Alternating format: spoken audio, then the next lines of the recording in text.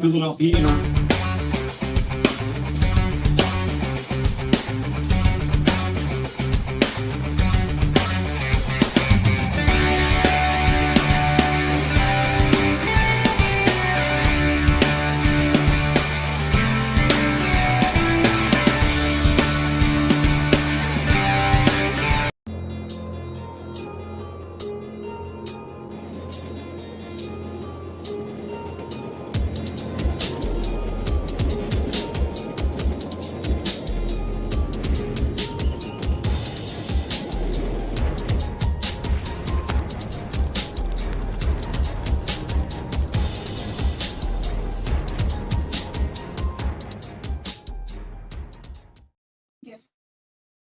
Everybody, after a few technical difficulties, we got them worked out.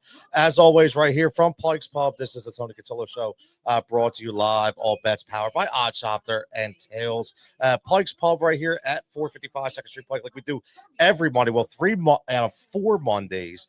And this is going to be an easy one, man. It's going to be an easy one. Obviously, this is going to be Eagles reaction, NFL reaction, but a lot of special guests as well, like we always do. I got my man Jimmy Mack talking about some interesting signings today or yesterday for the Philadelphia Phillies to look at when it comes to the Cubs and the Red Sox. Also, my man Japan checking in with some Monday Night Football bets and some UFC talk as well tonight. And then we got the great Cordell Woodland from 105.7 FM out there in Baltimore. And he's a host right there who covers the Orioles and the Ravens. And we're going to get his reaction to what he saw in that Philadelphia Eagles and Baltimore Ravens game. Been on this program before. Fantastic talent, fantastic host. Got a lot of insight, a lot of information, and I'm sure he's willing to share as well. He couldn't wait to get on here. And then you see it right there. Vic Fangio's legendary scheme.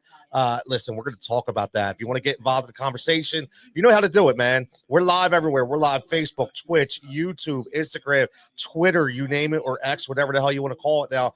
You can get live right here in the comment section. Just click on the comment section. I will read them aloud. You're here at Pike's Pub, man. It's freaking cold outside, man. Come on in and get warmed up. You could sit here and watch the game tonight. You could talk on the mic. You could talk to me. You could talk to whoever you want. You may not like me. It doesn't matter. You could talk to somebody else. Maybe you find a friend, as always. And if you want to call in, very, very simple, man. This is modern day technology. You literally just have to click the link from your phone. That's it. No number to call, no wait lines, no hold lines, no nothing. Very, very, very simple. My man Food's checking in. My man at the 50 with Fuji and Fleet. The podcast always doing cool things. Him and sweet swinging Al over there. Happy victory Monday, Tony. Happy victory to you as well, my man Foods. Listen, man, that was, I heard people say boring. I don't know why.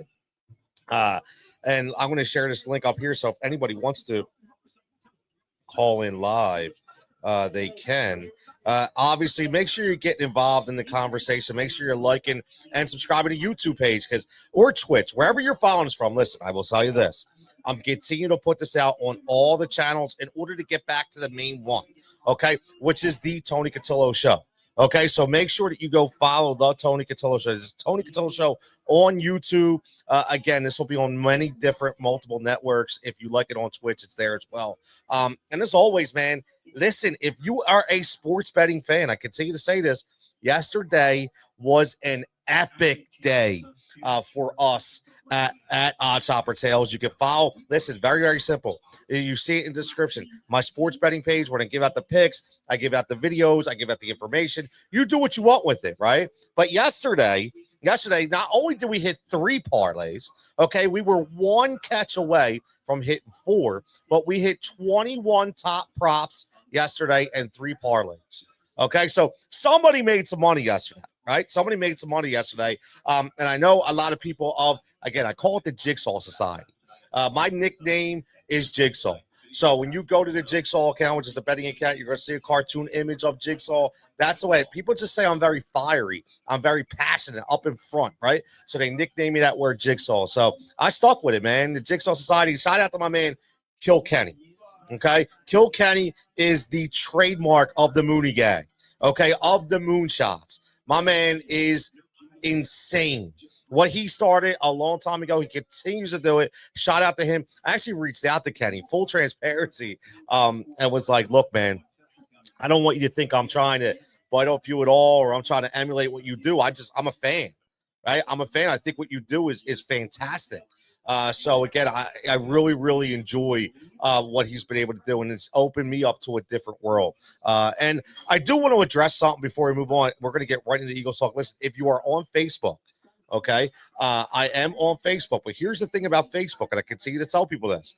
Okay, Facebook, I don't always get the comments. I don't always get everything coming through. I get them after the fact. So I don't even know if you're commenting. A lot of people hit me up there and be like, yo, man, you didn't get to my comments. Listen, I can't control it. Okay. I can't control it. But the way I can control it is if you get over to YouTube. Okay. If you're watching on Facebook, okay, all you need to do is click on my profile.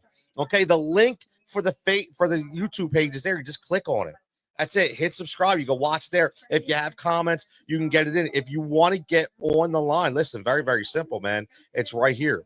This is where you go. The link is in the description, in the comments. Just click on it. And like I said, I'll get you right on the line. You want to talk? You want to vent?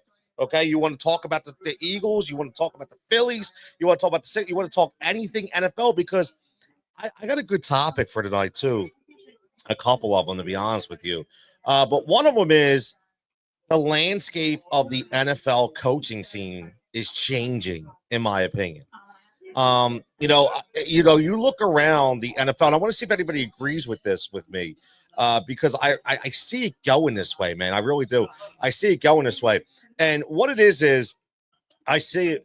Have a good night, man. Be careful.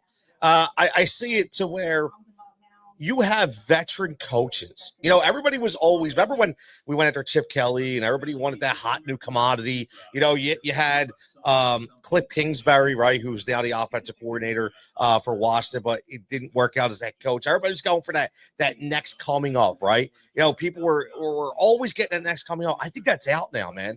Look at the NFL and look at the teams that are consistently winning, okay? And look at the coaches that they brought in. Denver, Sean Payton, right? Boom, veteran coach, right? Talk about that, right? Look at what's happening all over the NFL. Dan Quinn in our own backyard, okay? Veteran NFL coach, right? When these guys come in with the lineage and with that entire encyclopedia of knowledge that we were all throwing out because everyone wanted to be the cool social media trend, right? Everybody wanted to be a cool cat. Let's get the new guy who wears the cool clothes and the sunglasses, don't know shit, but can call a hell of a play, right?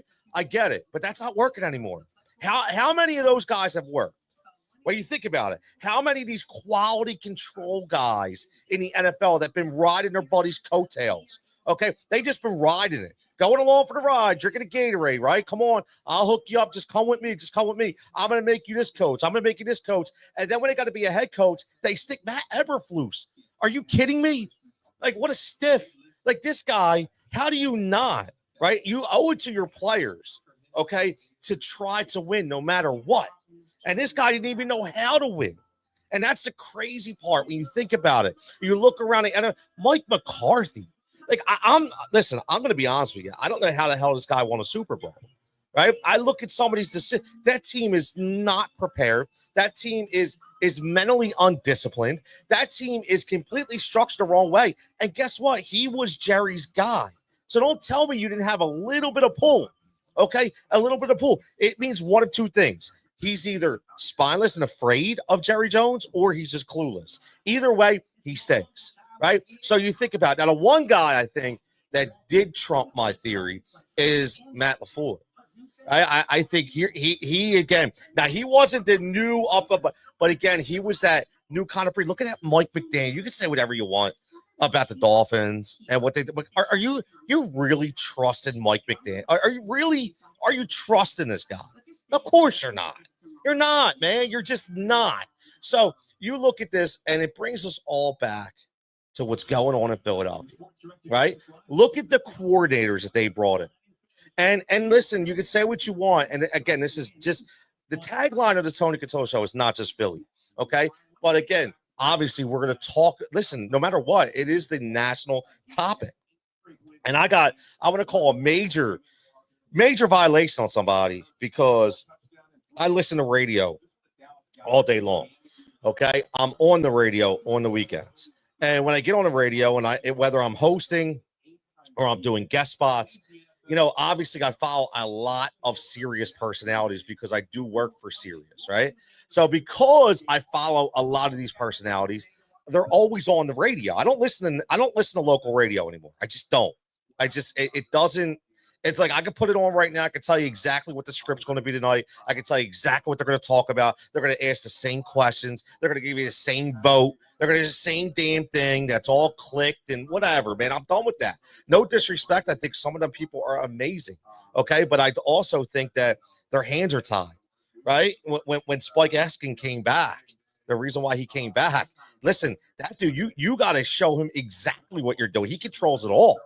There's a reason why a lot of people left before he was there. So again, and that's the thing. So you can't really blame the host sometimes. It's just the same narrative, right? It's the same narrative. And the reason why I bring that up is I was listening to Sirius earlier today. I was listening to the Jeff Mann show. I don't know if you listen to Elite Sports, the Jeff Mann show. That's on every day. I'm giving him a plug. Honestly, not because I agree with what he was saying, but I do respect his work, right? He's on every day from 3 to 6. And he was venting about the Philadelphia Eagles game and how it was a horrible coaching job in that game. It was a terrible scheme of how they ran the ball and they didn't throw. And, I'm going to say something, man. Like, sometimes, listen, if you're, and I'm not going to put myself in this category because I'm going to be not cocky but confident that you want to talk fantasy, I'll talk to you every day. You want to talk real, I'll talk to you every day. But some guys need to stick to what they know. Listen, Jeff, you're a hell of a DFS player and a hell of a fantasy guy, but stick to that, bro, because you don't know football. Okay, because what do you do? I was losing my mind. You should see me when I'm in the car. I'm just screaming and yelling at the radio like they can hear me. But I'm listening to this guy say he thought the scheme was stupid. I listen to this guy say the coaching was ridiculous. I'm sorry, but I always thought, and maybe I'm a freaking moron here, but when you go up against a guy like Lamar Jackson, who you can say what you want, okay, he's an MVP candidate, whether he dropped out of the race after last night or not, doesn't matter. He is an elite quarterback. That is an elite offense, okay? And led by Derrick Henry. So how do you beat them? You keep them off the friggin' field.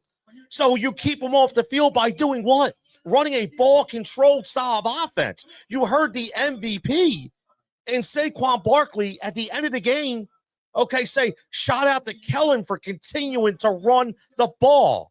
A dude who knows football, who knows what he's talking about. So this Yahoo on the radio is telling me that the script was stupid, the coach is ridiculous. Why? Again, because he's probably getting me all fired up, my blood pressure up to be able to talk about it. I get it. But my thing is, what they did, the reason why I bring it up is what they did in that game was so special. It really was. Yeah, it was boring. Okay? It was boring. All right, 14-12. Who's excited over a 14-12 game? Right? Not only somebody who actually loves football, somebody who's not worried about a bet, somebody who's not worried about a fantasy player, somebody who actually loves football. And let's remember something. What did the Ravens in 2000? How did they win a Super Bowl? Boring as hell. Trent Dilfer sucked. But guess what? He won a ring because he rode Jamal Lewis all the way to the end. Brian Billick rode this guy. Had one receiver. You remember who that guy was? Derek Mason. One receiver.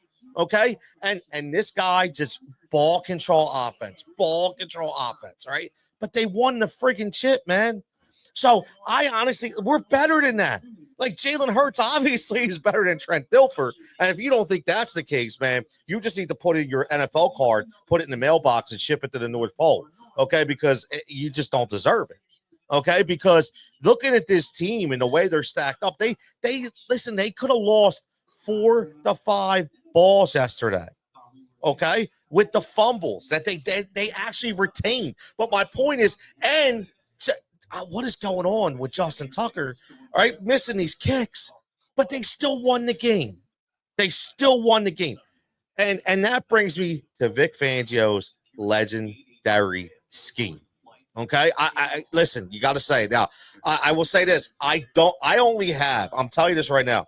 We have over 138 people involved in this stream right now live. Okay, I got one person who's commenting. I'm going to tell you right now. It's because the comments are not coming in. Okay, the comments are not coming in. It's a StreamYard. Listen, I use a platform that connects all the networks, and it's just not coming in. So again, if you want to get involved, okay, if you want your comment to be heard, you got to go to the YouTube page. Okay, you got to go. That's the only way it's going to get through, or you got to call in, and the link is right there. You can call in. Very, very simple. Okay, I'll get you right on the air. It'll be live for everybody here at Pike's Pub, right here, 455 2nd Street Pike. Let me know how you're feeling. Foods, I know you're all fired up. Okay, you might be working, but I know you're all fired up. It's Victory Monday. Victory, like Johnny Drama in Entourage, right? Everybody's happy. Everybody's talking, except Nick Sirianni. Everybody's talking Super Bowl, right? But listen, I think we can finally say that we're watching a complete team. Right, you gotta finally say that we're watching a complete team, okay? And looking at everything. You saw a couple injuries yesterday, and again, it didn't matter, right? It didn't matter. Quinyon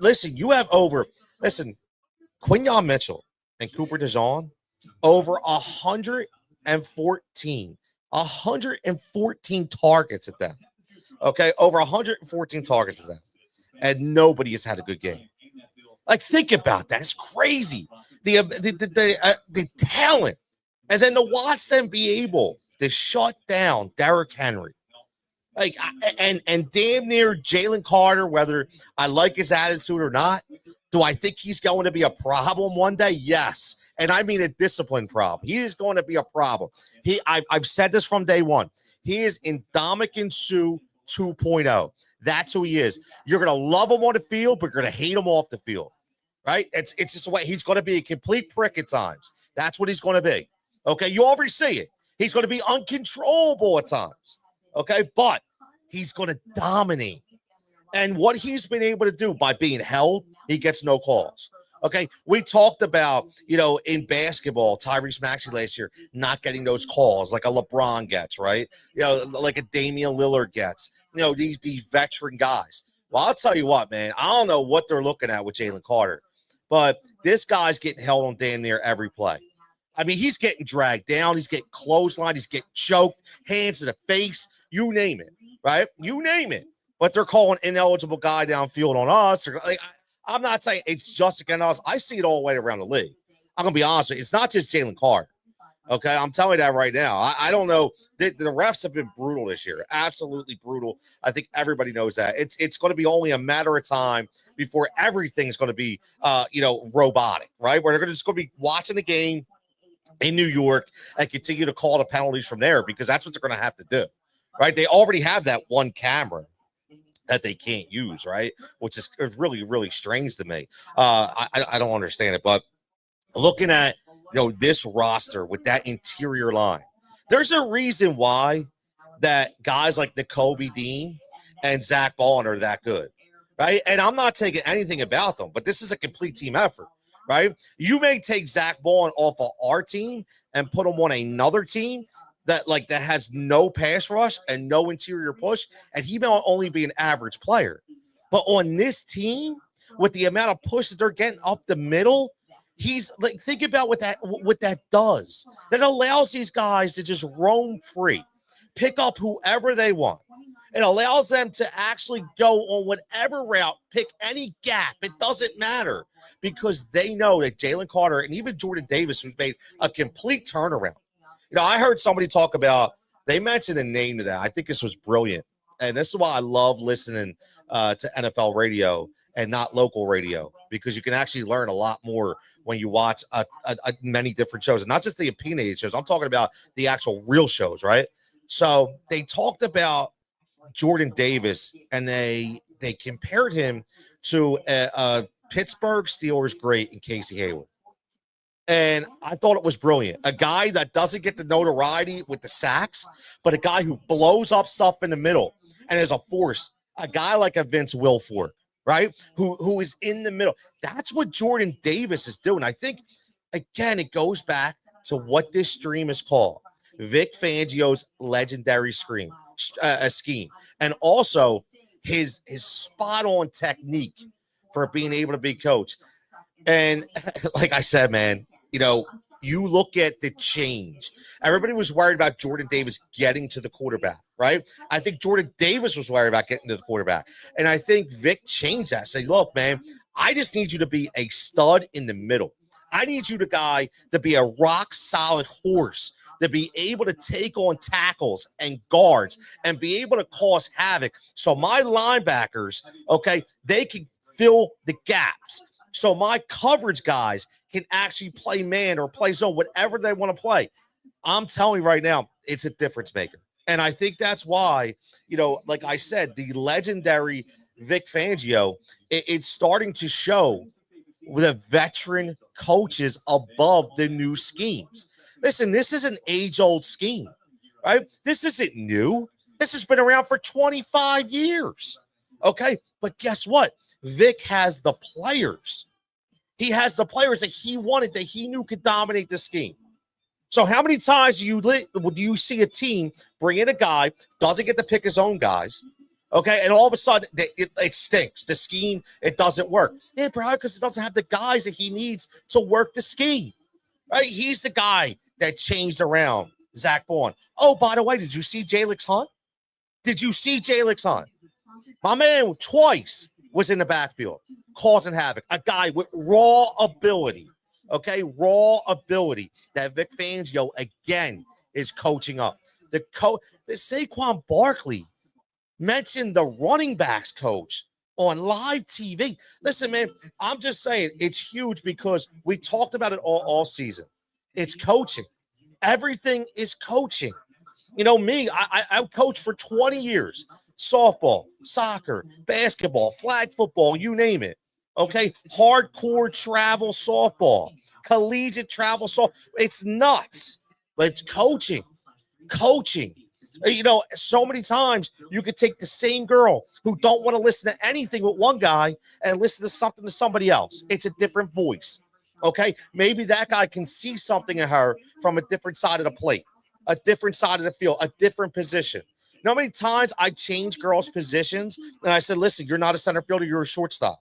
You're not a first baseman, you're a catch. And they look at me like I was crazy. And then guess what? 5 games later, like, coach, man, that was amazing. Yeah, it was, wasn't it? I didn't do it. You did it. But the problem is you need somebody to be able to direct them. And that's what the Philadelphia Eagles have right now. And it's a good time, man. Listen, it is a good time. And that's why, like I said, if you look around the NFL, I do think that you're starting to see a change of the guard. And I do think that, I always used to say, I don't want to retread, right? I was, listen, I know you've said it out there. I know people say, I've always said, I don't want a retread, right? So again, honestly though, I don't mind the retreads if they're veteran guys. You heard me say it all along. Okay, I still, whoever goes with Bill Belichick, okay, is going to be successful. Say what you want. They're going to be successful. Bill Belichick is going to be successful. Okay, he has a solid scheme, a solid culture. Okay, I listen. I honestly like Robert Saleh. I think Robert Saleh, even though he wasn't a veteran guy, he understood. He knew. Or it's like D'Amico Ryans, right? This is a guy who played in the league. Listen, D'Amico Ryans wasn't a nice, shiny toy, right? He wasn't the guy throwing those 5 empty wide receiver sets at Michigan or Ohio State. No, this dude was in the trenches. This dude was in war. This dude made tackles. He had technique. He had knowledge, right? So, and I think that's what we're starting to see. I'm very curious to see what happens in this offseason, not with us, but like around the league, because I don't think you're going to see those guys in the college ranks get picked off. Maybe they become coordinators, but they're not going to be NFL head coaches right away. It's just not going to happen. I think these owners have learned. I think they've learned their lesson. And, it's the same way that we're looking at the entire running back landscape, right? When we're looking at the running back landscape and we understand with the running back landscape, okay, then guess what? Saquon Barkley, conditioning. Derrick Henry, conditioning. Major Major conditioning. J.K. Dobbins, conditioning, hunger, right? Drive actually means something. But also, what if you have the right scheme? You think J.K. Dobbins is the same player if he goes to Arizona? Nope. It's a Jim Harbaugh scheme. It's a pound and ground and grind and dog mentality. That's what he brings. And that's why I think it's going to flip. Okay, we're going to see that. Now, I think it's great because I think it's so important. Like, I'm one thing where I am pro union.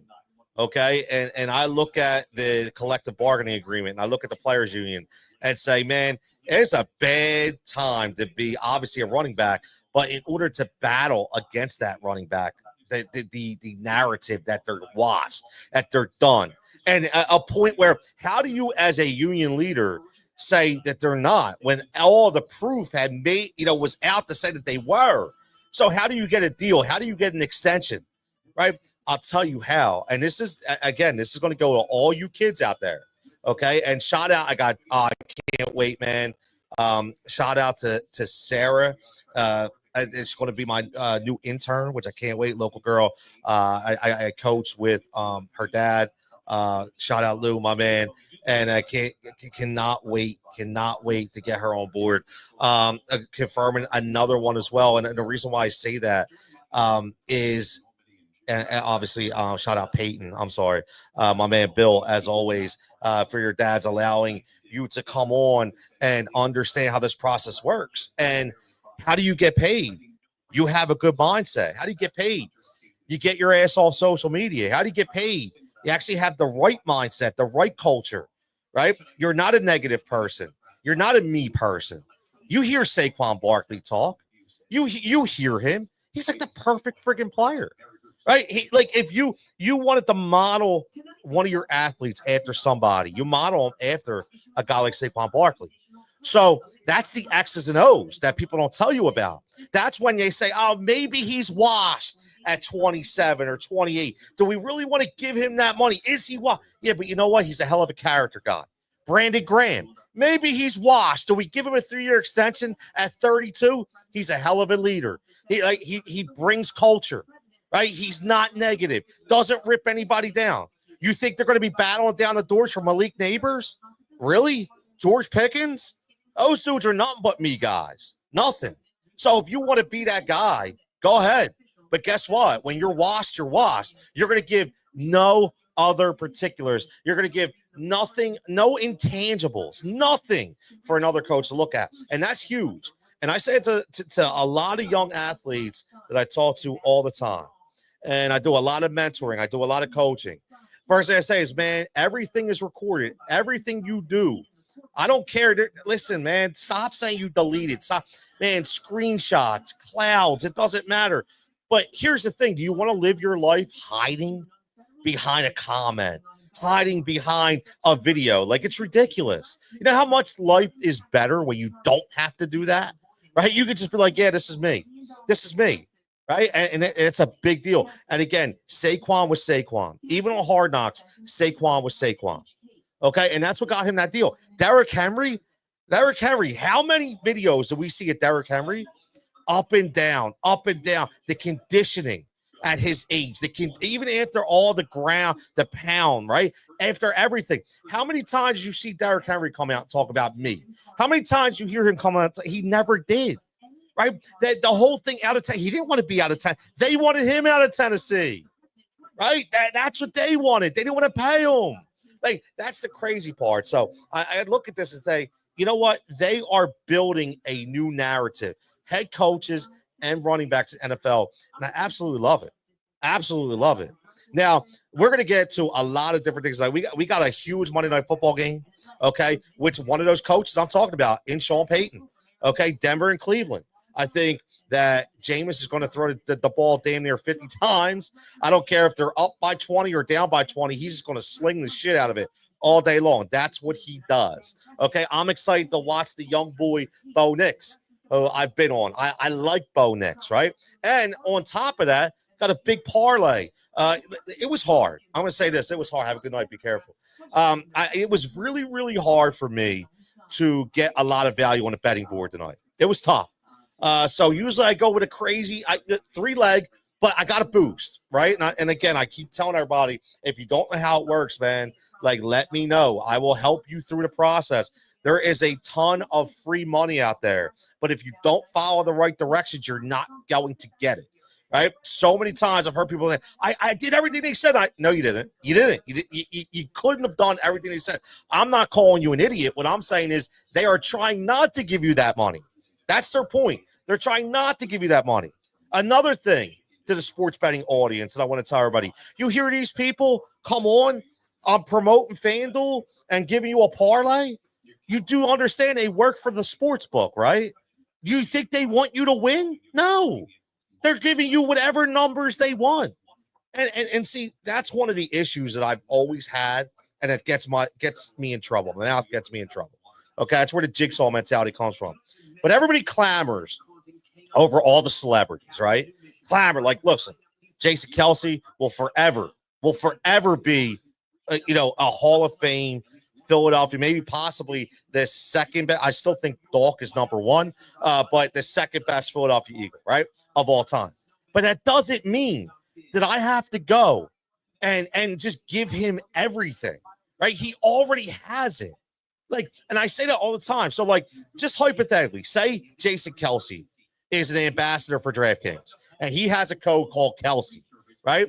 And you have John over here who busts his ass every day, talks to the people one-on-one, gets in Zoom calls, lets them understand the sports betting element, understands, and he's got a code called John 10. Nobody's using John 10. Everybody's running to use Kelce. Why? You know he's getting paid for that, right? He doesn't need your money. Like, he doesn't need it. Like, I don't understand I don't get it. I don't get it. Everybody wants to support the people who already have the support, but nobody wants to support the people that need the support. And it's so huge in the podcasting, the media, the radio, sports betting, fantasy industry. Listen, these guys already have an audience. Why do they need you? Like the Shady McCoy and Deshaun show. There could be two worse people to have a show. They're the worst. They could care less about you. Those dudes don't care about anybody. But everybody, I got to get there. He's an Eagle. I got to support him. Why? Do you remember what he used to do? Do you remember the people he beat the shit out of on a bus in a bowling alley? The girls, the guys. He's a great guy. But you continue to support these people. I don't understand. I don't get it. They don't need your support. The people that need your support are the good people that have the great work ethic, right? And the great mentality, that are actually busting their ass, okay, to get to that point. And don't forget about the people when they get to that point. And then when they get to that point, you know what they're doing? They're hyping up the other people that need to get to that point, right? That's the difference. So again, that's what you have to understand. I say that all the time. I mean, I'm talking to a dead horse sometimes, but unfortunately, that's the way this life goes. But I love it, and it's great, and I'm very passionate about it. And you meet fantastic people, and you win some bets. Like yesterday, listen, we hit 3 parlays. Okay, we hit 3 parlays. Plus 950, plus 436, I think, plus 715. We just missed a plus 1049. We needed 1.5 catches, well, at 2 catches, right, from Puka, but that's okay, right? We hit 21 top props. This is very, very easy. Okay, now tomorrow I might not win anything, right? Like, you might not win nothing, but you have to ride the wave. So when somebody comes after you and says, I win all the time, they're full of shit. I win all the time. Really? No, you don't. Because if everybody won all the time, there would be no sports book. Okay. The biggest thing in sports betting is you have to understand how to manage your bankroll. Okay. Not overextend yourself. Okay. Never make a deposit. This is what I say to people all the time. How do you deposit when they're giving you up to $1,000 of free money? Either you have no idea what you're betting on, you have no idea how it works, or you're just completely irresponsible. Because you should never have, if you're following the right methods, you should never have, even if it's a couple dollars here or there, it's ridiculous. Like I say all the time, like I just bought Black Friday, okay? And I work in the sports betting industry. I just bought 2 sweatshirts on Black Friday from Fanatics. One book I did not belong to was Fanatics. I buy 2 sweatshirts. Okay. They were each 50% off. Buy 2 of them. Literally cost me $67. Okay. Would have been $130 plus shipping. $67. Soon as I check out, know what it says? Hey, are you a member of Fanatics Sportsbook? I write no. It says, if you would like to be a member, you can convert your sale into Fanatics points. Plus, we'll give you $200 in free bets with no deposit. So what did I do? Boom. $257 in my Fanatics account. I never put a penny in there. Never. That just happened 2 days ago, right? I should never have to deposit to the Fanatics now, ever. Because if you're betting smart and you're betting the right way, you should never have to do it. So again, make sure you get locked in. If you go over to OddsShopper Tails, you can see my sports betting page right there. Okay, code word is Jigsaw. Okay, it's very, very simple. We have a lot of fun building the Discord community, have a lot of people involved. And listen, you can ask around, ask a lot of people. I am not your normal capper. We have a lot of fun. We do some crazy bets. We keep it simple, but we also win. Right. I mean, the track record speaks for itself. I have a Google sheet that I share with everybody. I'm very transparent. And listen, I didn't hit a parlay for a week. I usually hit like 2 parlays a week. Okay, that's my goal, to hit 2 parlays a week. Everybody says you can't hit parlays. Yes, you can. Yes, you can. If you're smart about it. Now, you can't do nothing about injuries, but you can hit the parlays. Okay, it's just you have to be calculated in your approach. Okay, and then you have to bet the single bet. I teach you all that. It's so much fun. We have a great time doing it. And what we're going to get into on the other side, we're going to take a 5-minute break. And speaking of betting, speaking of ROI, we're going to get into this Phillies topic like we always do every week with my man Jimmy Mack. And I sent him a message. We're always in the same wavelength. So earlier today, I saw Boyd signing, right? I saw the Frankie Montes signing. And the first thing I said to myself was, wait a minute. They look like guys that maybe the Phillies could have targeted, right? And looking at the price tag, I'm thinking, wow, was it too much? Is it cheap? And then the news comes out that it looks like Brandon Marsh and Johan Rojas will be your center field platoon next year, and they're looking to beef up the outfield spot, whether it be trading Nick Castellanos, whether it be keeping Nick in right and getting a left field. I don't know what that is, but I want to hear, man, like, are you okay with that? Are you okay with that? And last thing for a fan question tonight, because I thought this was pretty interesting. Buffalo fans, right, that go out there and shovel the stadium, shovel in snow. $20 an hour, 4-hour minimum shift with meals paid. Are you doing it? If we had the blizzard of 96 again, and there was an Eagles playoff game, okay, that had to get in, and the Philadelphia Eagles reached out to the Fly Eagles Fly community and said, anybody that comes down to the stadium, we're going to pay you $20 an hour. You have to work at least 4 hours and shovel as much snow as you can. Are you doing it? I say, hell no, I'm not doing it. I'll be in the parking lot. I'll be hanging out with the boys, and you could go shovel that snow. I'm not doing that. Sorry. Like, at the end of that. But I'll tell you what, Buffalo showed up, man. They were all there in droves, dying, lake effect snow, snots coming down their face, like ridiculous. Not me.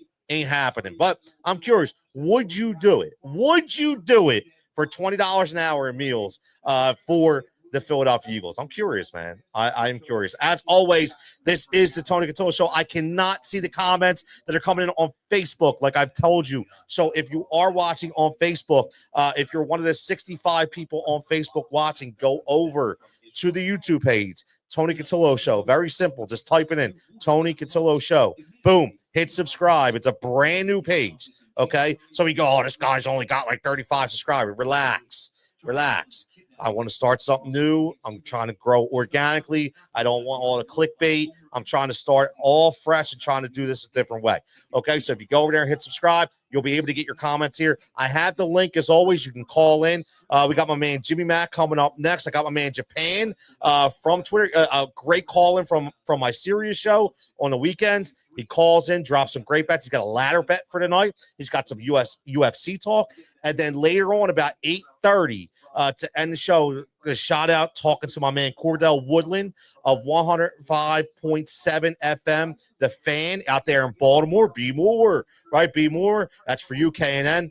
And he's going to talk about what he saw, okay, in the Ravens game, and also a little nugget on Anthony Santander because he covers the Orioles as well. So keep it locked right here on the Tony Cutillo Show live from Pike's Pub here at 555 Second Street Pike. We're going to take a 5-minute break, and we'll be back with Jimmy Mack talking all things Philadelphia Phillies hot stove. We'll be back.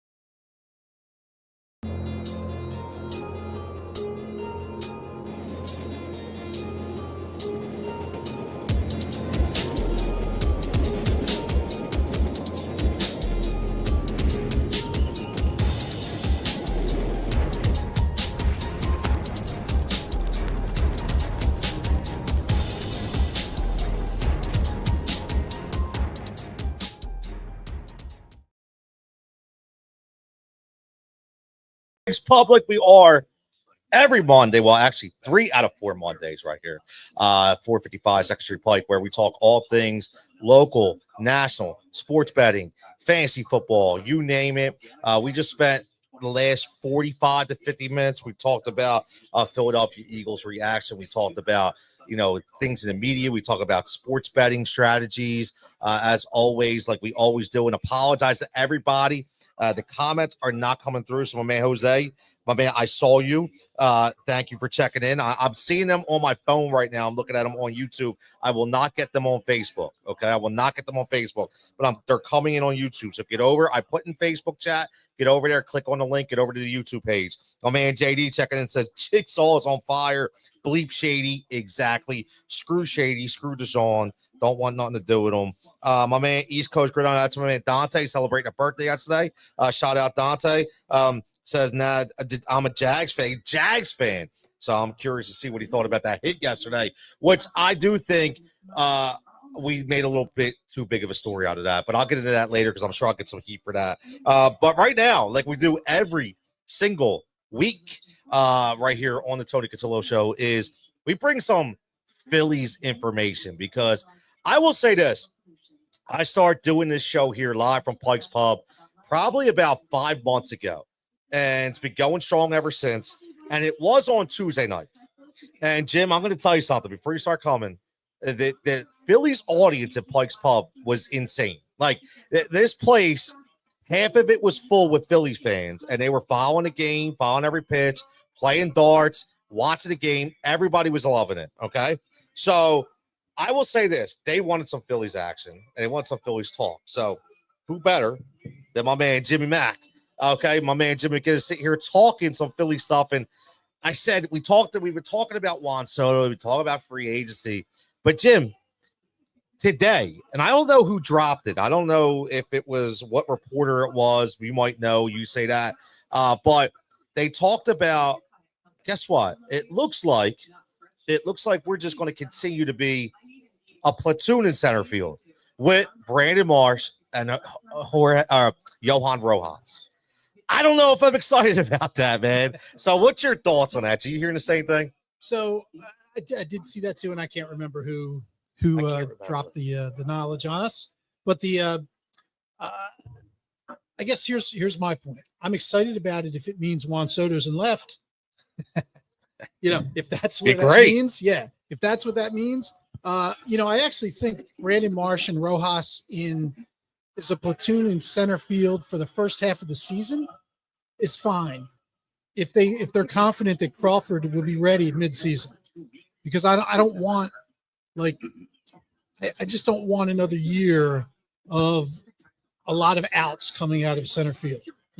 It's an important position in the lineup, and Rojas brings an elite glove and a double-A bat, and Marsh brings a good glove and a decent bat against right-handers, but still way too much swing and miss when you look at the rest of his hitter profile. He does not have enough power to be striking out as much as, really anyone in the league. His K rate was in the bottom 3% of all of Major League Baseball. You can't hit 16 home runs and say, okay, that's a good trade-off. It's not. It's terrible. So I'm fine with the two of them platooning for the first half of the season. If you just want to get Crawford another 200, 250 at bats in Lehigh Valley under his belt, make sure he's ready. That sounds good to me. But then you need to address left field. And even if it's not Juan Soto, then it has to be another very legitimate bat who doesn't perpetuate the swing and miss that already exists in the lineup. So there's really only, I see two guys that fit that bill. One's Juan Soto, and the only other one is, I'm blanking on his name now. That's all right. That's why we have spreadsheets. That's right. That's why we have spreadsheets. That's right. That's where I'm going up. That's all right. Take your time. I have it somewhere. My man, Jackson Profar. Yeah, we talked from San Diego. Yes. We talked about him. Yes. Yep. He's the only other guy that really hits is an outfielder who can be a decent bat who doesn't swing and miss, a lot. So, so if you're going to tell me that one of those two, and my strong preference would be Soto, then I think I'm more than okay with that.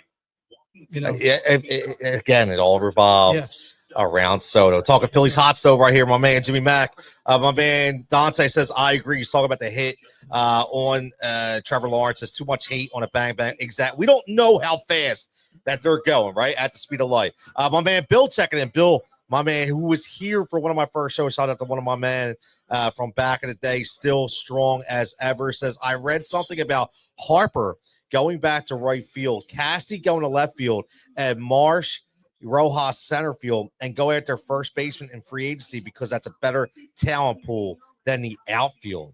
So, number one, Jimmy, you hear that, or do you think that? Because I didn't even think that could even happen. Yeah, I did not hear that, and I'm going to check out the talent pool now to make sure. I know.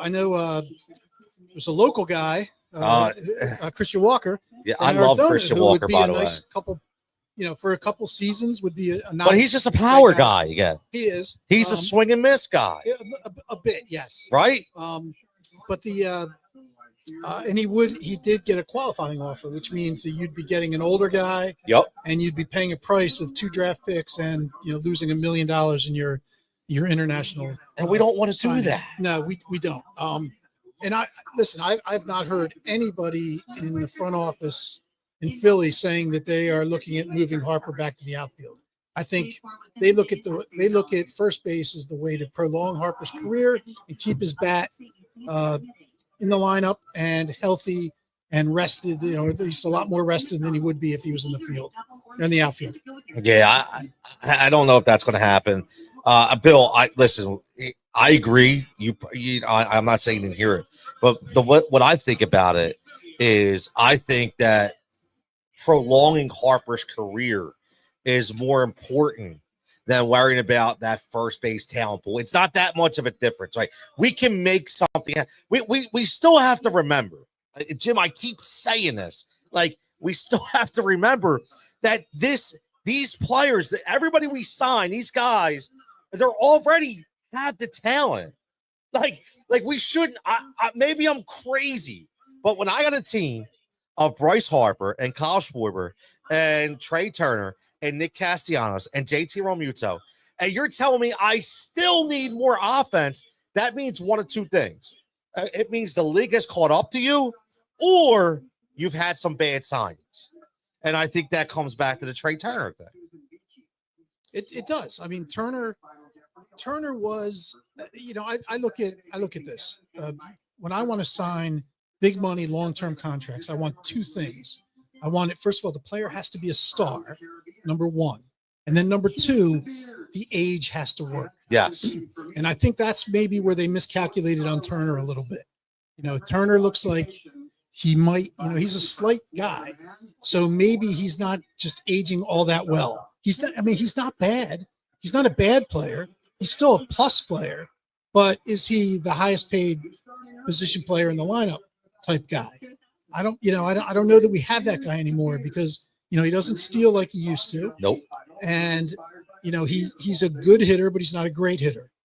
So, I think he's more of what I'd call a complimentary piece now, a very good complimentary piece. $300 million complimentary piece.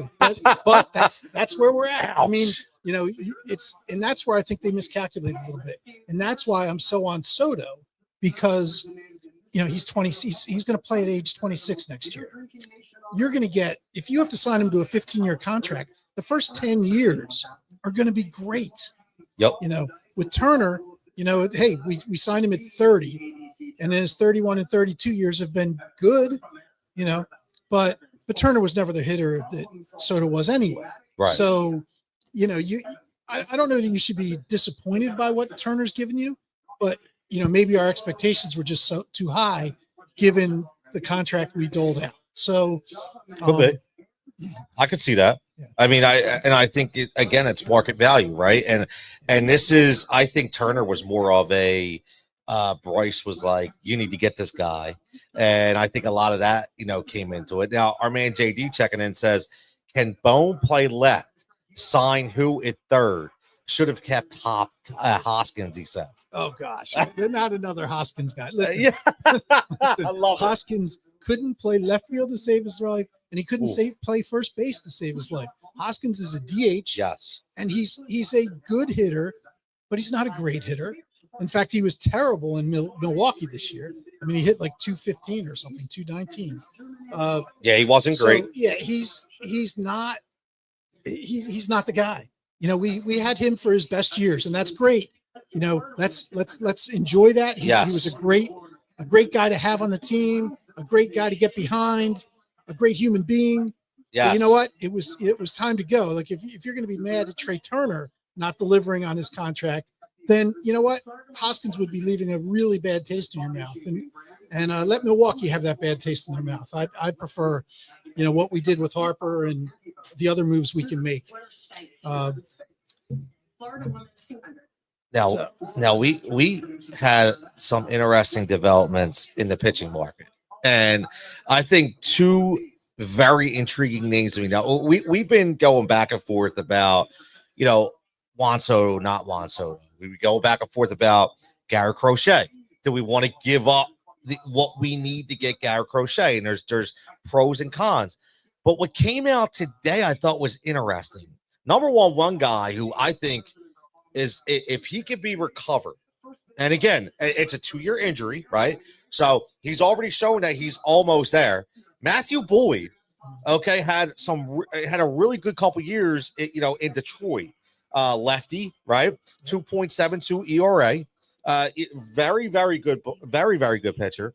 He signed a 2-year deal with Chicago, right? Correct. Yeah, right? The Cubs. Right, with the Cubs. And then you got Frankie Montes, okay, who from Oakland, power pitcher, some control problems here or there, right? Tries to overpower, but with control, can be a pretty decent pitcher. Damn near better than Taijuan Walker, in my opinion. He goes to the Red Sox, I think, right? No, he went to the Mets. The Mets, that's Mets, right. yeah. The Mets on a 2-year deal. Correct. 2 2-year deals. And what were they about? So it was 2 for 29 for Boyd with $1 million in incentives he could earn. So 2 for 30 really, and then 2 for 34 for Montas. And now we do differ a little bit on these guys because when I saw that Boyd signed with the Cubs, I have a lot of empathy for Cubs fans. That is, you know, the Cubs right now remind me of the Phillies back in the Scott Rowland era when Bill Giles and team were saying, like, we're a small market team. We can't afford anybody good. You know, the Cubs are doing that. You know, and with Boyd, he's not a bad pitcher, but he's never been he had one good year. Right. One good year where his peripherals looked really strong. But when you look at his career, his total body of work, and you look at things like he doesn't overpower anybody. No. You know, his swing and miss is okay. You know, Reminds me of Tom Glavine. Like that type of pitcher. A little bit, but not saying he's good as Tom Glavine. Yeah, exactly. Just the arm angle, the rotate. Yep. You know what I mean? Yep. So, but I was curious for two things. One, you know, I saw, you're right, both deals were 2 years, and there's always been a saying that there's no such thing as a bad 1-year contract. No. Well, I think inflation's hit, and now teams are thinking there's no such thing as a bad 2-year deal. And really, there's not in this fact that, hey, you know what? You blink and it's over. You know, even if it blows up in your face, it's only 2 years. It's not going to be a long-term drag on your, on your team. And they're rolling the dice. And Boyd was effective in 39 innings in the regular season, and he was effective in the playoffs. He had about 11 and 2/3 innings, I think, in the playoffs. Only gave up 1 run. So I think the Cubs are, they are putting a flyer out there. They are hoping he can be fully healthy. I mean, this is a guy that's only pitched 200 innings since the COVID shortened year. So he has a bunch of injuries. I don't think it's a bad deal, but I do think they're kind of crossing their fingers and hoping they can, they get lucky, going cheap. I can see which that. Again, as a Cubs fan, I would be pulling what little hair I have left out of my head because it's second city, third largest market, right? Yep. They should not be, they should be in on Corbin Burns, but they're not. No, they won't be in on. They should be. They You're should right. at least be talking to Soto. They're not. No, You know? they're not. Yeah. They're So, talking about, they're not. And my man Joe checking in says Montez was great in Milwaukee. Pitching coach helped fix some things. Now, I will say this. Montez for me, I would so rather have him than Taiwan Walker. so Montas is interesting in that he's got better velo. Have a good one, man. Be careful. But I just for giggles, I decided to say, okay, so these are two guys that got a little bit more than I thought based on the seasons they had. Okay. So you know what? Let's go back in the Wayback Machine and look at Taiwan Walker when what he looked like in 2022 before the Phillies signed him to the 4-year, $72 million deal. Ouch. So when I look at things like, barrel percentage, hard hit rate, average exit velo, they're kind of the same guy. All three of them. Yes. And this is Walker coming off of a good year. Yeah, he was like 12-9 or 12-6 or something, exactly, right? He had about a 3.5 ERA with the Mets. So, that was a pretty good season for him. And, we all know what happened since. But, so there's a little bit of there's a risk on that on the standpoint of both the Cubs and the Mets here. But the Mets have a big need because they have 3 pitching, starting pitching spots they have to fill. So I think they're looking at Montas and saying, hey, if he could be a number 5 and be better than he was last year, then, we're fine. One other interesting thing that, so Montas and Snell and Kikuchi all signed since last week they're all Boris guys. Yeah, all Boris. So Boris, he learned his lesson last year. Yes. He's like, I'm setting the market. Exactly. That's what he's doing. And there was an interesting comment when Montas signed with the Mets. People were like, well, this must be a package deal. He gets Soto too. But I'd be like looking at the opposite. I think it's a disincentive. I'm not that impressed with Montas. Now, he did have one very good year in Oakland. But that was like, I don't know, 5 years ago. Yeah, it was a while ago. Yeah, exactly. That was a while ago. So, since then he's been more up and down. And I don't know that he's fixed. Like you could look at a guy like Sean Manaea, like one of our listeners. I was just going to mention him.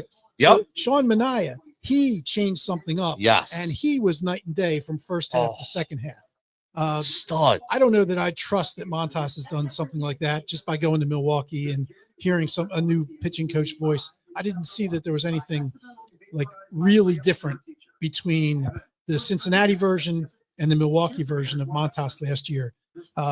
He was in a little bit of a better ballpark to pitch in Milwaukee. Cincinnati's ballpark's a bandbox. So yeah. So Milwaukee, I think it's got a great family field in Milwaukee now or something like that. That is a little easier place to pitch. So that in and of itself may be the reason that he was maybe a little more effective in Milwaukee. But I don't want either of these guys on the Phillies. I look at them and think it's potentially another Walker. I'll tell you what, man. That the Walker thing just bothers me. I think the Walker thing bothers me a lot because I was actually pro Taiwan Walker. When everybody told me, dude, you're crazy, I'm like, no, man, listen, I could sit here and watch. His velocity was up that last year. I'm like, I just need him to be a number 5. Like, that's it. I never thought him to be Adam Eaton. I mean, he was that bad. Now, our buddy Bill says Shane Bieber is an interesting name, former Cy Young winner. What do you know about Shane Bieber? So Bieber is interesting. He's coming off Tommy John. I think he pitched like 1 or 2 games last year before he got hurt. He is somebody I'd look at, but he probably, mid-season return would be my guess. And I'm wondering does his velocity come back? Because he's a guy that early in his career, when he was a Cy Young guy, threw much harder than he did before, the last couple of years before he got hurt.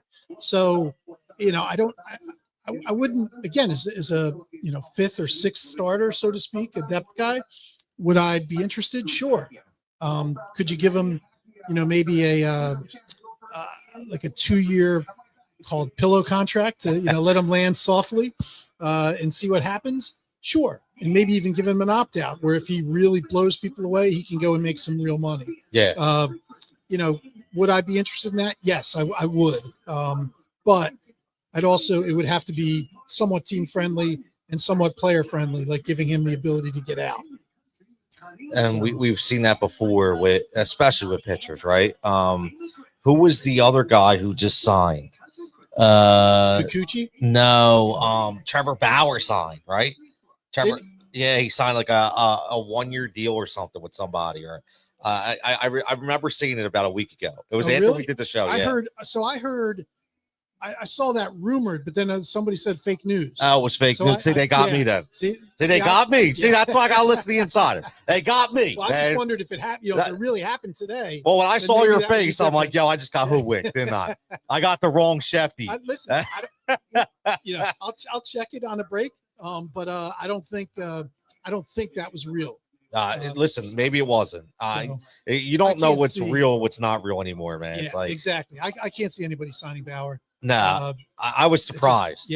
I was surprised, and it's funny you say that because I had I talked back and forth with Gary Sheffield Jr. and we were talking on socials last week and actually this morning, and that's what he said. He's like, man, he's like, I can't believe anything. He's like, and I said, look, I was like, unless it's coming from Nightingale, unless it's coming from even Heyman, I'll take Heyman. Yeah. Okay. Jason Stark is a guy, right? Buster Olney, unless it's coming from one of Passan, Jeff Passan, right? Yep. If it's coming from one of those guys, I'm in. But after that, forget about it, man, because you just can't trust any of this news anymore. Exactly. It's crazy. Too many hot take guys out there. Yeah. Everybody wants to be the guy, right? Yep. Everybody wants to be the guy. Everybody wants to be the guy. Now, listen, Jim. You know, again, we're talking Phillies hot over here. Well, man, Jimmy Mack live right here on the Tony Cutillo Show, live from Pike's Pub, 455 2nd Street Pike. Everybody tuning in online. As always, make sure that you are subscribed. Listen, the big audience right here is online. I'm actually starting to get comments right now. And make sure you get over to the Facebook page for Pike's Pub. Just changed up their entire menu. They have more entrees now, more specials. I'm telling you right now, you will not find a better bacon cheeseburger for $9 for fries around. You got to get it right here. But Jim, the rumors, right? Like, it brings it right back to Juan Soto. All these Red Sox rumors now. All the it kind of came out of nowhere. People are saying like they're the guys that need to make the push. This is the Boston Red Sox, the lineage. Maybe it's me, but it just seems like a fit, man. The Red Sox? Yes, it just seems like the perfect fit. Well, there's a need for that's for sure. But if I'm Juan Soto, here's what would scare me. It's like Boston has just spent like 5 years as a quote unquote small market team, almost. A lot of really poor finishes. Okay. Was that ownership really invested, or am I going to be Mike Trout up in Boston, where I'm like, I'm the guy? And I don't have a team around me that's capable of winning. So that's where I'd be most concerned. I also heard rumor mill with Soto that, that Toronto says they'll make the biggest offer of any team. Now, I still think that doesn't work. I don't see him going north of the border. But I still looked into it anyway because it's like, I wonder what the Canadian tax situation's like. That's a good point too. So it's not great for athletes, and athletes, unlike CEOs, can't hide their money. They're getting taxed at the highest tax bracket on every dollar. That's a good point. They can't take stock options. They can't, and get capital gains tax rates and things like that. That all of the rich CEOs and executives take advantage of here in the States. The other, it's a similar situation in New York. Because you have New York state taxes, which are a heck of a lot higher than Pennsylvania state tax. And then you have New York City tax, just like, Philly has a wage tax too, but I think New York's a little higher. So I think you look at the tax situation, and Pennsylvania's a lot better. And if he likes New York, he can still, he can do the James Harden thing. We won't get too upset, right? Exactly. Let him take the train up, or, a helicopter up, every now and then on off days.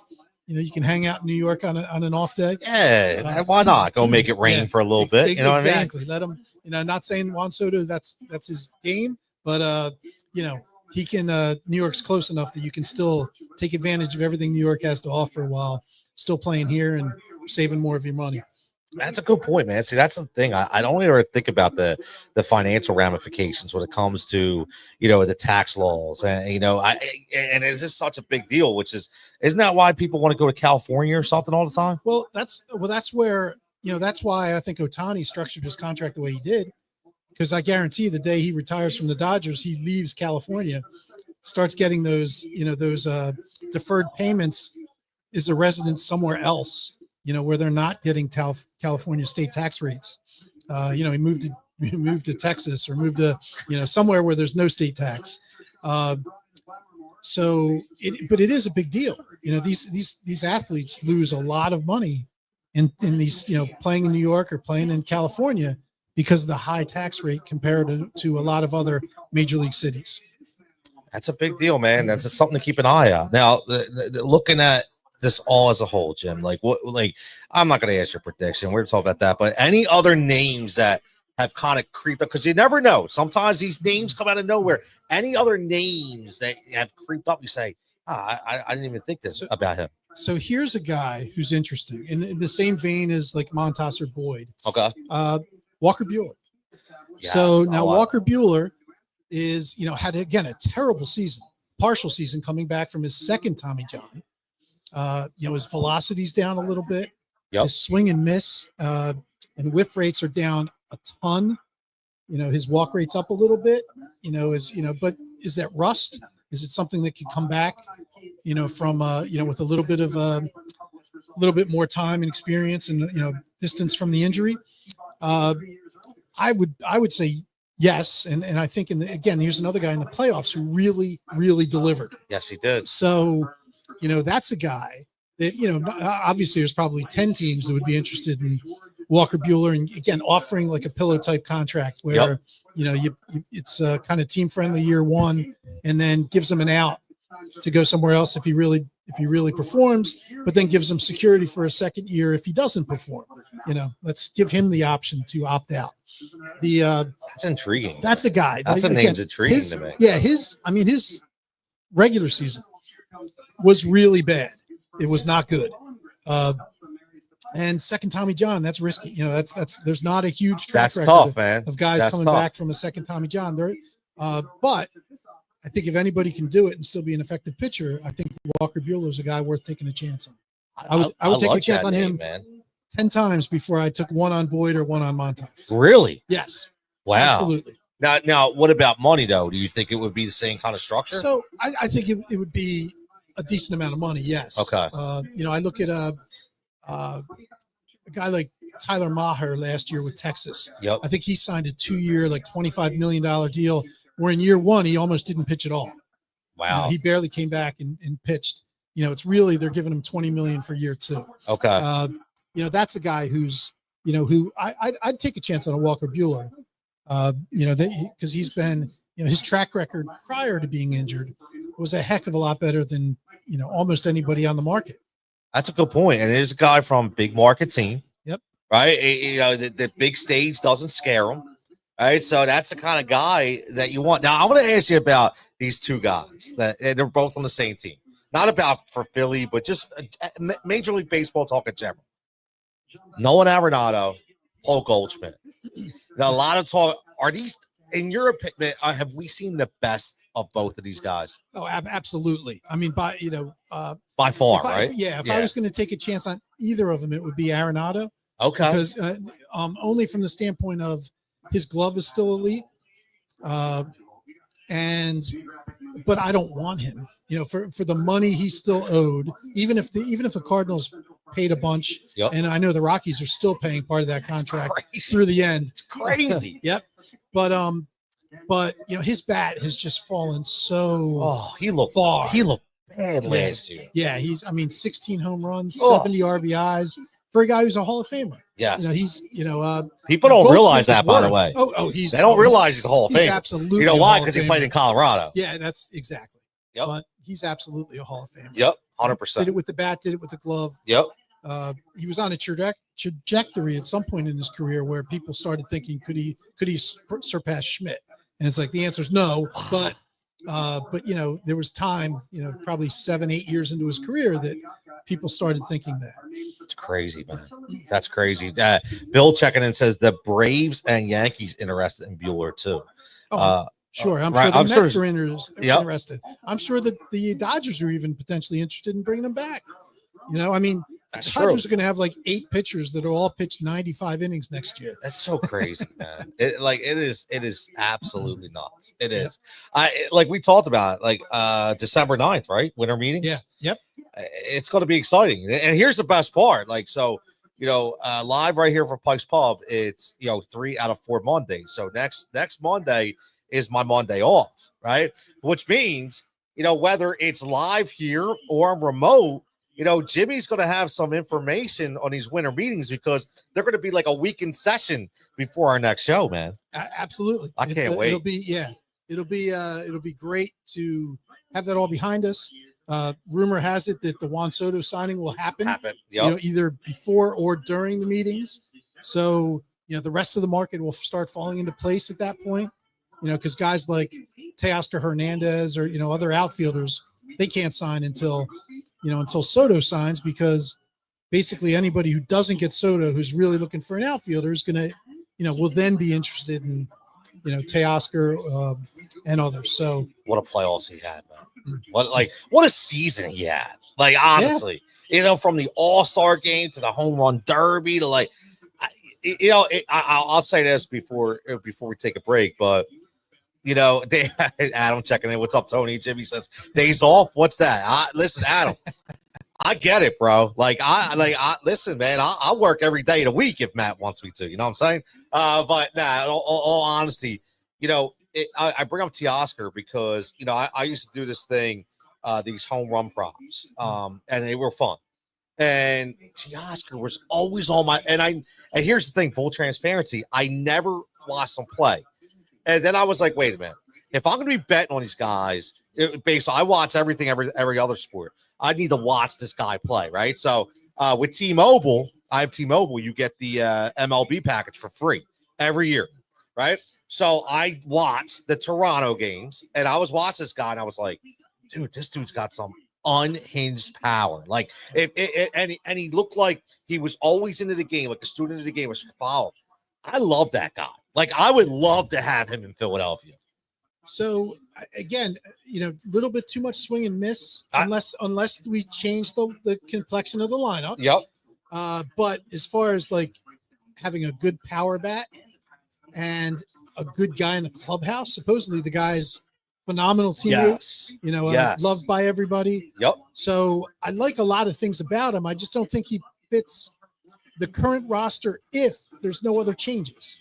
If you just say we're going to plug him into left field, then I'm like, well, unless a pitcher just can't stay sharp through the gauntlet of what the lineup would be, I just think he's another guy that could swing and miss a lot. But, would I prefer him over Brandon Marsh and somebody else platooning in left field? Absolutely. We could do a lot worse than Teoscar. And he's, the predictions for him are somewhere in the 3 years for 22 to 25 million. That's nothing. It is nothing. How old is he, by the way? He's in his early 30s, 32, 33, somewhere in there. You know who he reminds me of? He reminds me of coming to a team like Nelson Cruz. Yeah, yes. Right? And just mashing the ball, like in Seattle. Yep. Just or Texas. Just let me mash the ball, right? Listen, I'm going to be honest with you. If you told me, like, you're really intriguing me about Walker Buehler, right? If you told me we're not going to trade the prospects for Garrett Crochet, and you know what? The consolation prize of Juan Soto is we're going to sign Walker Buehler, we're going to sign Teoscar Hernandez, and we're going to rely on our young talent to come up mid-season. I think I'm happy, man. Am I crazy? So no, I don't think you're crazy, because I think the young talent is good enough. That's what I think. It's really going to inject a lot of energy. Kind of like Paul Skeens did with Pittsburgh. Yes. Made him a contender. Or the dude from the Mets. Yes. Exactly. Vientos. Yes. Right? Vientos. Yeah. Absolutely. So I could see that. Crawford is I can't wait to see him in Philly. The guy who has good bat to ball skills, great speed, great defender. It's really just what the lineup needs. But is he going to be, is he really going to be able to perform from day one?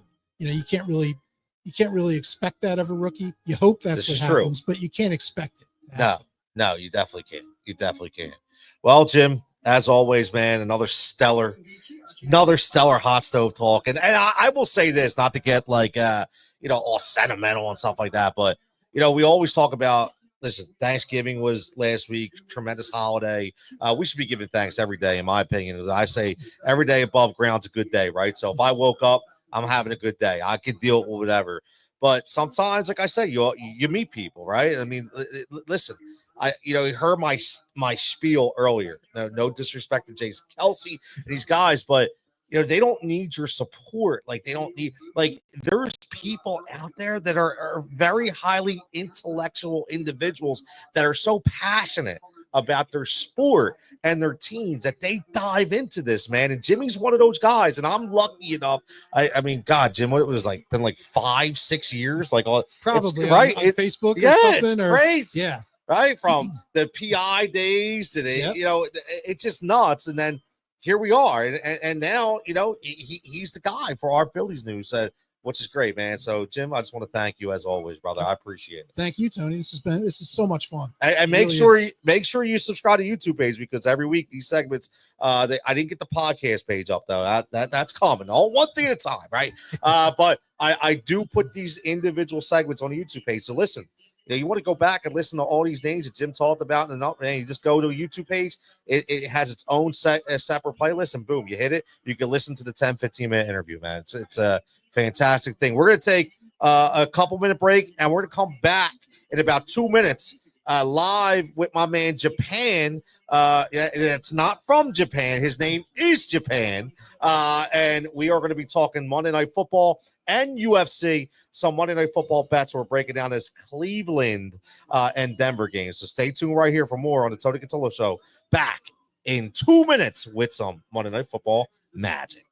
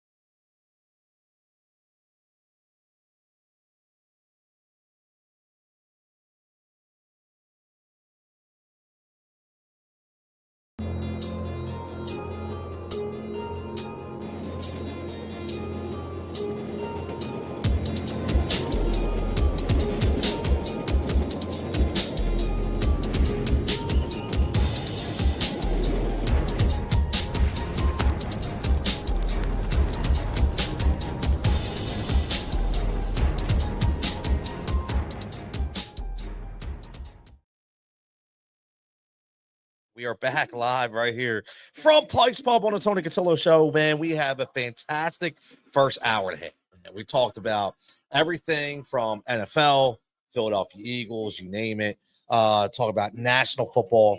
We had some great discussions with my man Jimmy Mack talking hot stove for the Philadelphia Phillies, which is awesome, right? With some interesting names. So make sure you go back and watch that later on. If you did not catch it, it'll be its own separate interview on there as well. Going to have my man Japan checking in shortly. He said he's about 3 minutes away, so we're going to get some Monday Night Football bets. And I'll talk to you before we get involved about my bets, that we're going to talk about right here. And we're going to get into that betting segment right here on the Pike's Pub Triple Play like we do every single week.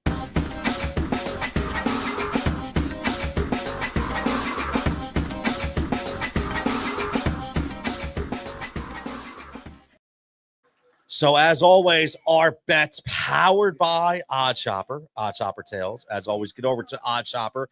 You can use the code word Jigsaw. You can get 40% off if you download the Sportsbook EV tool, which is the OddsShopper EV tool. Or if you just want to get my bets and talk to me, because, again, we had a fantastic weekend. We hit 3 out of 4 parlays, okay? Almost hit the 4th. And also 21 top props. So real fast, as I continue, just so everybody knows what that means is we have a system so where when I give you the number and the bet, you're getting the top number with the top book instantaneously. That's what you're getting. You don't no looking, no searching for numbers, no shopping. I'm giving you the top number. And before I bring my man Japan on, I'm going to let you know what my bet is for tonight. Now, if you are a subscriber, you got the NBA underdog pick'em, which is the 3-play, which you can also treat that as a parlay as well, and you can bet the single bets. Okay, and again, you can check that out live on the page in the description. Very simple. Click on the Jigsaw betting page; it'll take you right there. Okay, and then my Monday Night Football. Listen, I'm going to tell you exactly what I wrote to the Jigsaw Society. Monday Night Football SGP. Hard to find value here, but I think Jameis will sling it 45 plus times. Vele will find the soft zone, and JW will get a few big runs to hit 40 or more. Okay, and that is based on Devon Vele, which has turned into a wide receiver number 2. I talked about him 2 weeks ago on my VSiN hit on Tuesday night. Told you go pick his ass up. Okay, he's continuing in. Okay, he's over 36.5 receiving yards. Then I'm going to go Jameis Winston. I'm going to go over 36.5 passing attempts. He's getting 40 plus, in my opinion, in this game.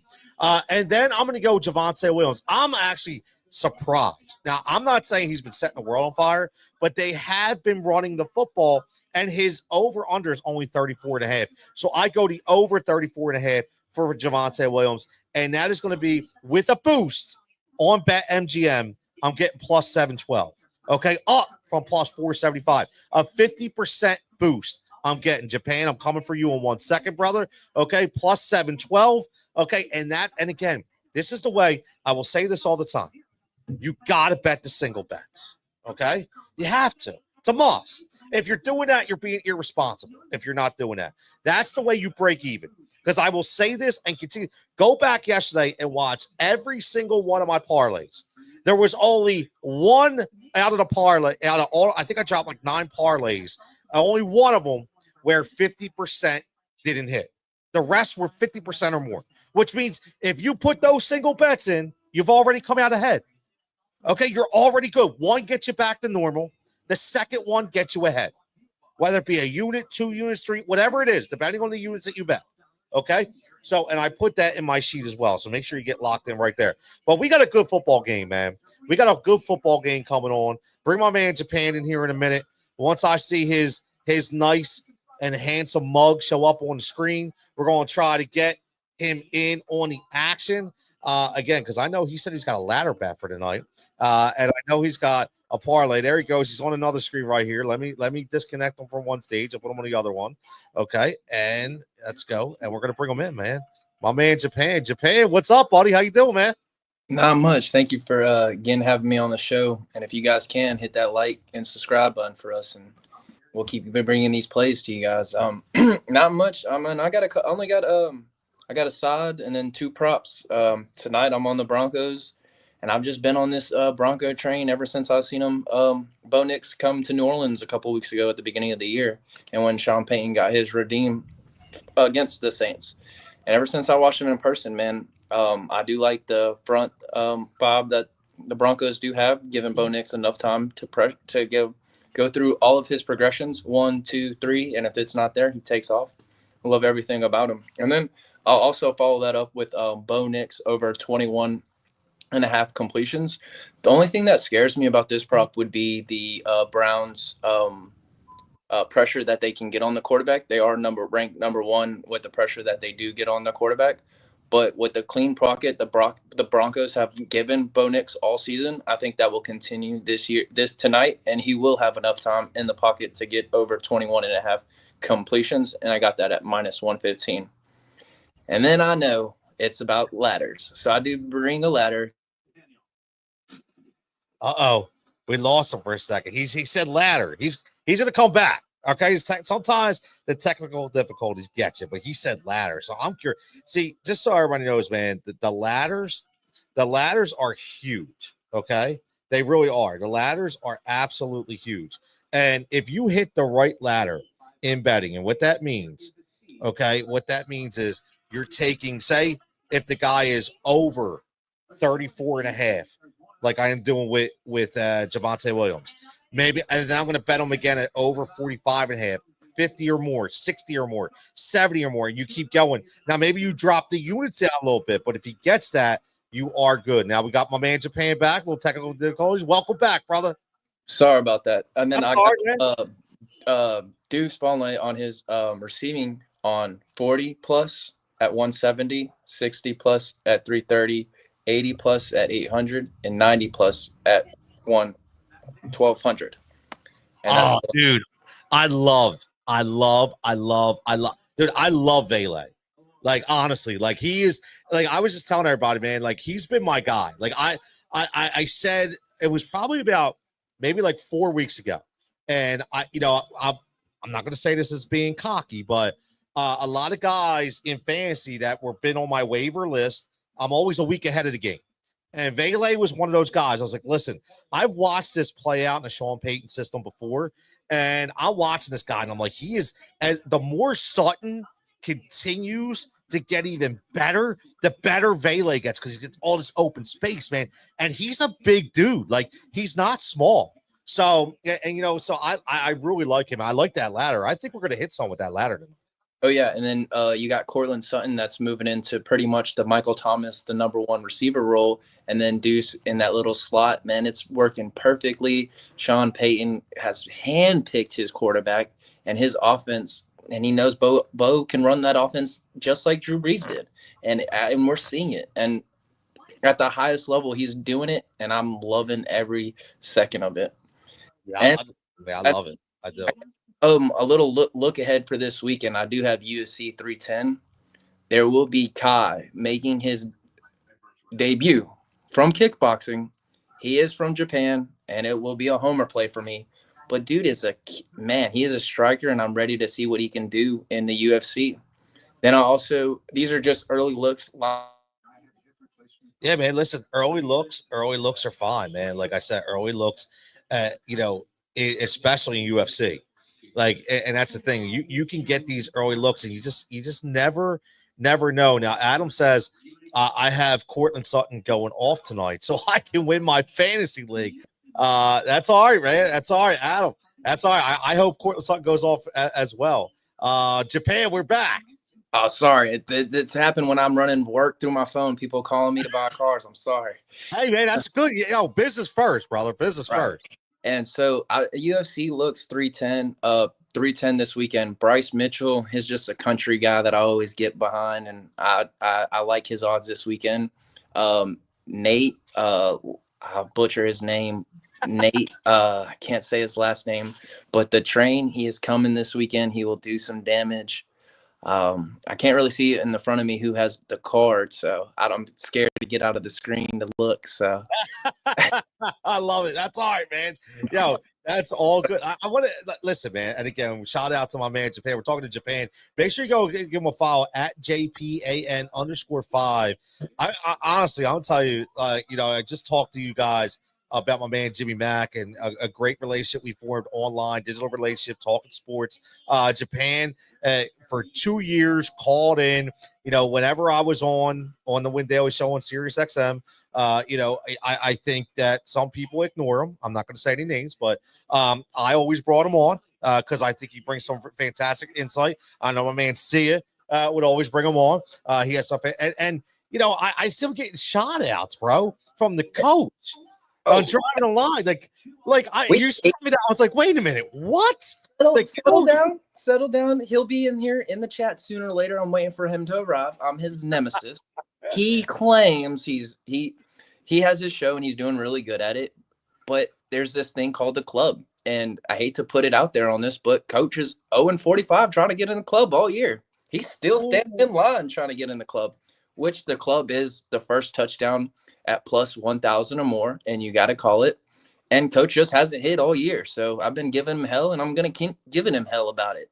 So I like it. 1,000. Yeah, to get in the club. First touchdown, it has to be plus 1,000 or more. You can't take chalk. So that's what Coach does. Little show that he does, and he hasn't got in yet, and he hasn't hurt, and I've not let him forget about it. And my model says he's not getting in anytime soon. I'll make it in this season. Listen, so man. I would love to have Coach and AB in our chat to dude. Listen, just so everybody understands who we're talking about, it's at the Coach Rules, man. Jonathan Coachman. If you are a wrestling guy, as I am, he was a huge Jonathan Coachman guy. Jonathan Coachman runs a show called Driving the Line. And listen, AB, you're talking about Alan Ball, who's been fantastic. Me and him have followed each other for years. He is a fantastic mind in the world of sports betting, fantasy. And that's what I always say, Japan. Like I said this earlier, like everybody's always focused on these guys that get like all this crazy support and, they're already a celebrity star status. And they're missing the people that actually are the guys that are putting the legwork.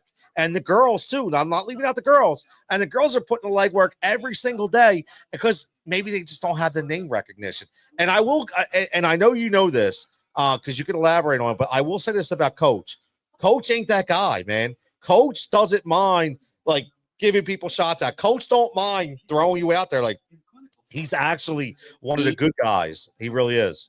100%. And if you're on his team, he's going to give you the spot to shine, and he's going to critique you the best way he needs to get you to where you need to be. And he knows what it takes to be in that industry. He's always done it. So, I mean, getting pointers from him that's been in it, that's done it. You got to take that in when he's giving it to you. Coach is the man. I love his bets. He's a good capper. And then I love having fun with him on the side. So it's a good love-hate relationship. Calls me his nemesis, but I guess you got to be on the same level to be I was cracking up, dude. When you sent me that link, I was cracking up. But he was like, I was like, oh my God, dude, this is hilarious. Like, I love it.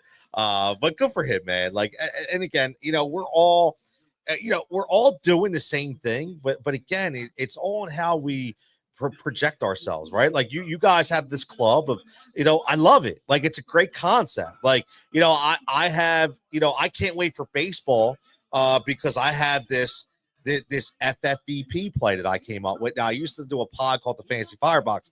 I'm going to change the FFVP a little bit, but it's a value play in baseball, and it had to be a guy that was under $3,000 or more for DFS that actually could give you positive point production anywhere between 5 to 7 points or more. And if you're paying $2,000, the guy gets you 5 or 7. That's huge in DFS because you've already stacked your lineup with the studs. So, listen, that's the stuff that I like, man. That's the stuff I like. How was your Thanksgiving, brother?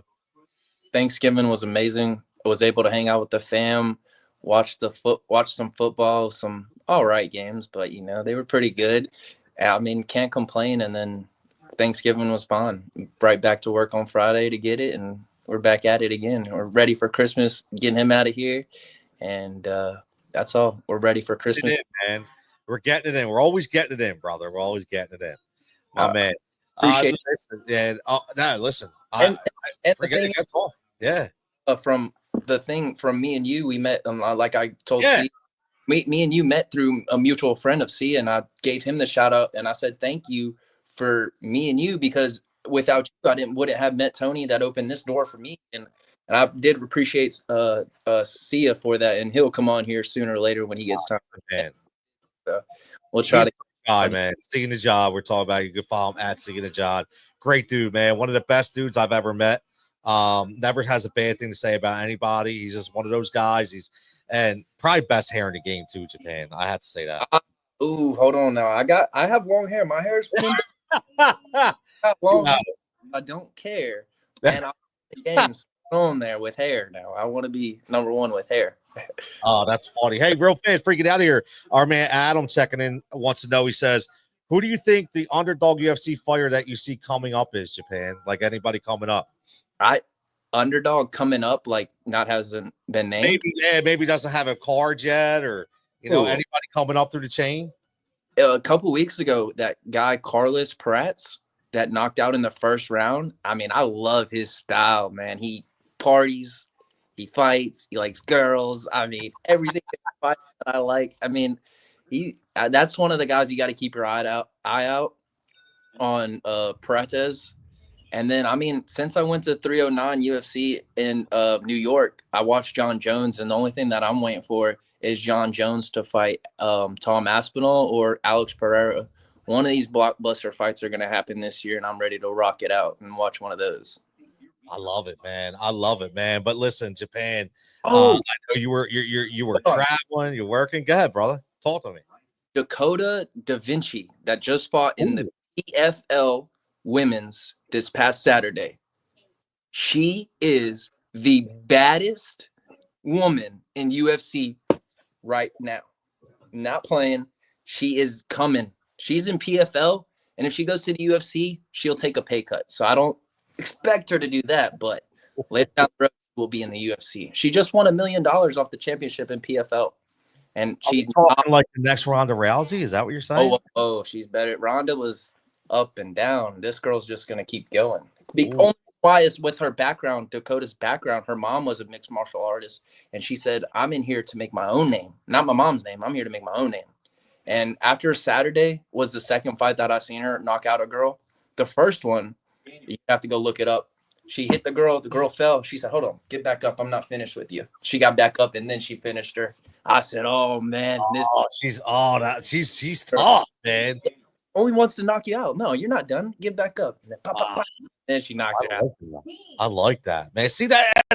I wouldn't have known. I don't even know who this person is, man. This is why we got you on, man. I'll send you her. I put it out her knockout past on Twitter. It was plus 120. It hit in the second round. But I'll send you her link. She's just bad to the bone. I like that, man. I like it, man. It's got.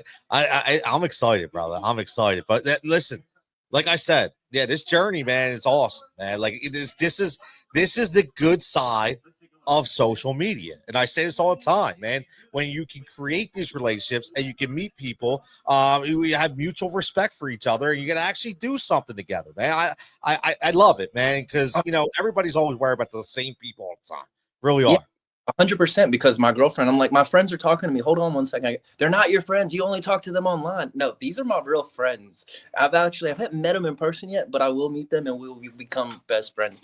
They're not your real friends. I said, yes, they are. They're my real friends. Listen, man, I'll tell you, I've been married for 20 plus years, bro. That ain't going to change. Trust me. That ain't going to change. I hear that all the time. You don't know. I know, because they don't understand this side. That's all. And I don't expect them to, right? I don't expect them to. Now, if you're talking to somebody who's actually in the game, they would understand, but they just don't. And it's fine. But I agree with you, man. Like I had a couple people reach out to me today that I haven't talked to in about 3 weeks that had no idea that I left Win Daily.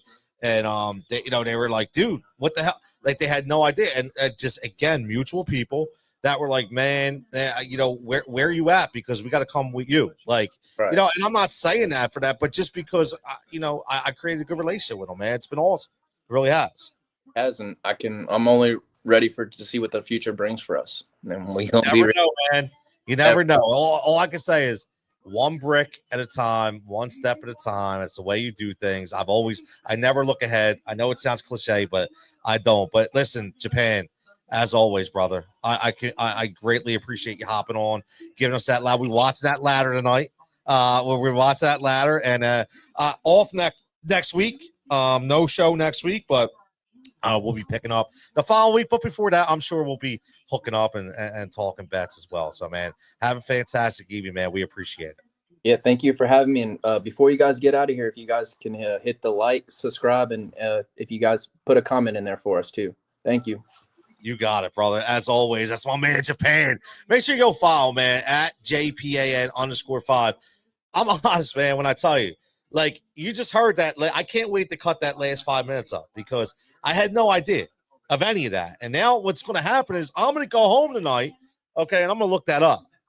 I really am, man. I really am. Again, shout out to my man, Japan, for some great conversation. As always, this is the Tony Cutillo Show, live from Pike's Pub right here in beautiful Bucks County, like we do every Monday, 3 out of 4, that is. Make sure you get over to Pike's Pub Facebook and Instagram page, mainly the Facebook page, where you'll see all the talent, that is hosted within the week. Changed up, like I said, brand new menu. Shout out to Matt for doing that. And as always, man, some really good food if you want to come down and stay warm. And listen, man, there's a microphone right here too, so you can always pop on as well. But we got a big Monday Night Football game coming in tonight, in my opinion, because I want to see what's going to transpire with this Cleveland defense, who has not been great the last 4 weeks, by the way. It's like Jekyll and Hyde, man. Like this Cleveland defense in the beginning was stellar. Now, like, you cannot be – they gave up the most points before last week in the last 3 weeks of any defense in the NFL. Okay, that's how bad they were. Adam says, I'm going to watch them underdog UFC fighters, and he said, yeah, go check them out, man. Japan knows his stuff. This is a dude who's betting on everything, and you can't be a sports bettor if you don't know the game.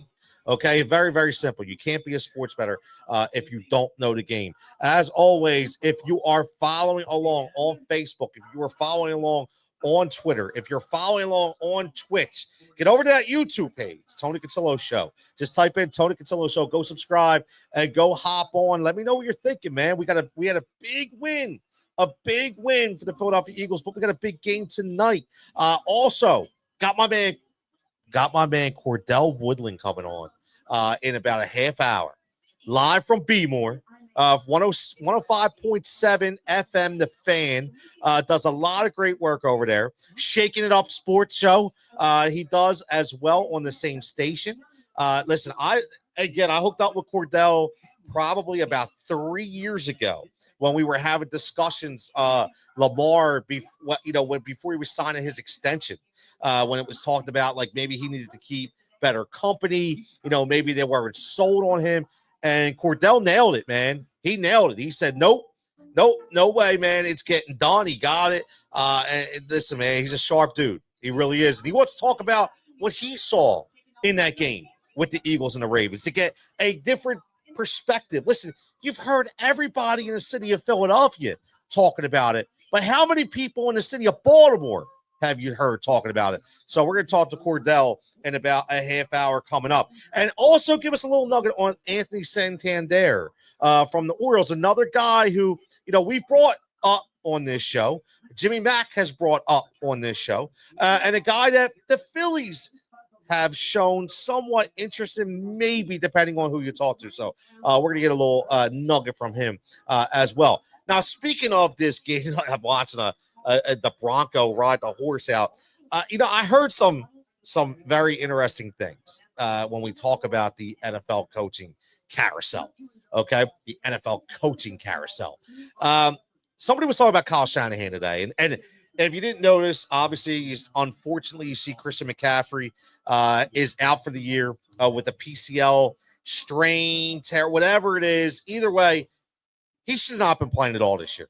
Like, honestly, I don't understand why they even had him out there. Obviously, I talked about this before. when you're talking about Achilles injuries, the one obviously in his calves that he actually went and got went to Germany, talked to doctors from Germany to get second opinions on a chronic. This is a chronic condition on a team that wasn't going to win, obviously, with all the injuries they have sustained. I don't understand why they brought him back. And unfortunately, he gets hurt. And why is he playing in that environment? Again, is beyond me. But somebody talked about Shanahan being the next Marv Levy, being the next Dan Reeves, a guy to not win a Super Bowl. I thought it was interesting. And there was a lot of people that agree that his time has passed. Now, I don't. I'm going to be honest with you. I don't. I look at coaches in the NFL like Kyle Shanahan, who has the lineage, okay? Sometimes, listen, you have to understand, man, like, I say this all the time, it ain't easy to win. Like, you can get to the big dance all you want. It ain't easy to win it. Like, people just think because you get, and they just want to call you a failure if you don't, and I think it's ridiculous. I do. I just think it's ridiculous. I think, you coach so long to get to that dance, to not win, but to get the opportunity to win. That's what you do. You get to the opportunity to win. And sometimes things just don't happen, right? We should have won against the Patriots. We all know that, right? We all know that. That game was ours to win. Just didn't happen. You can blame it on McNabb. You blame it on whatever you want. Just didn't happen, right? It just didn't happen.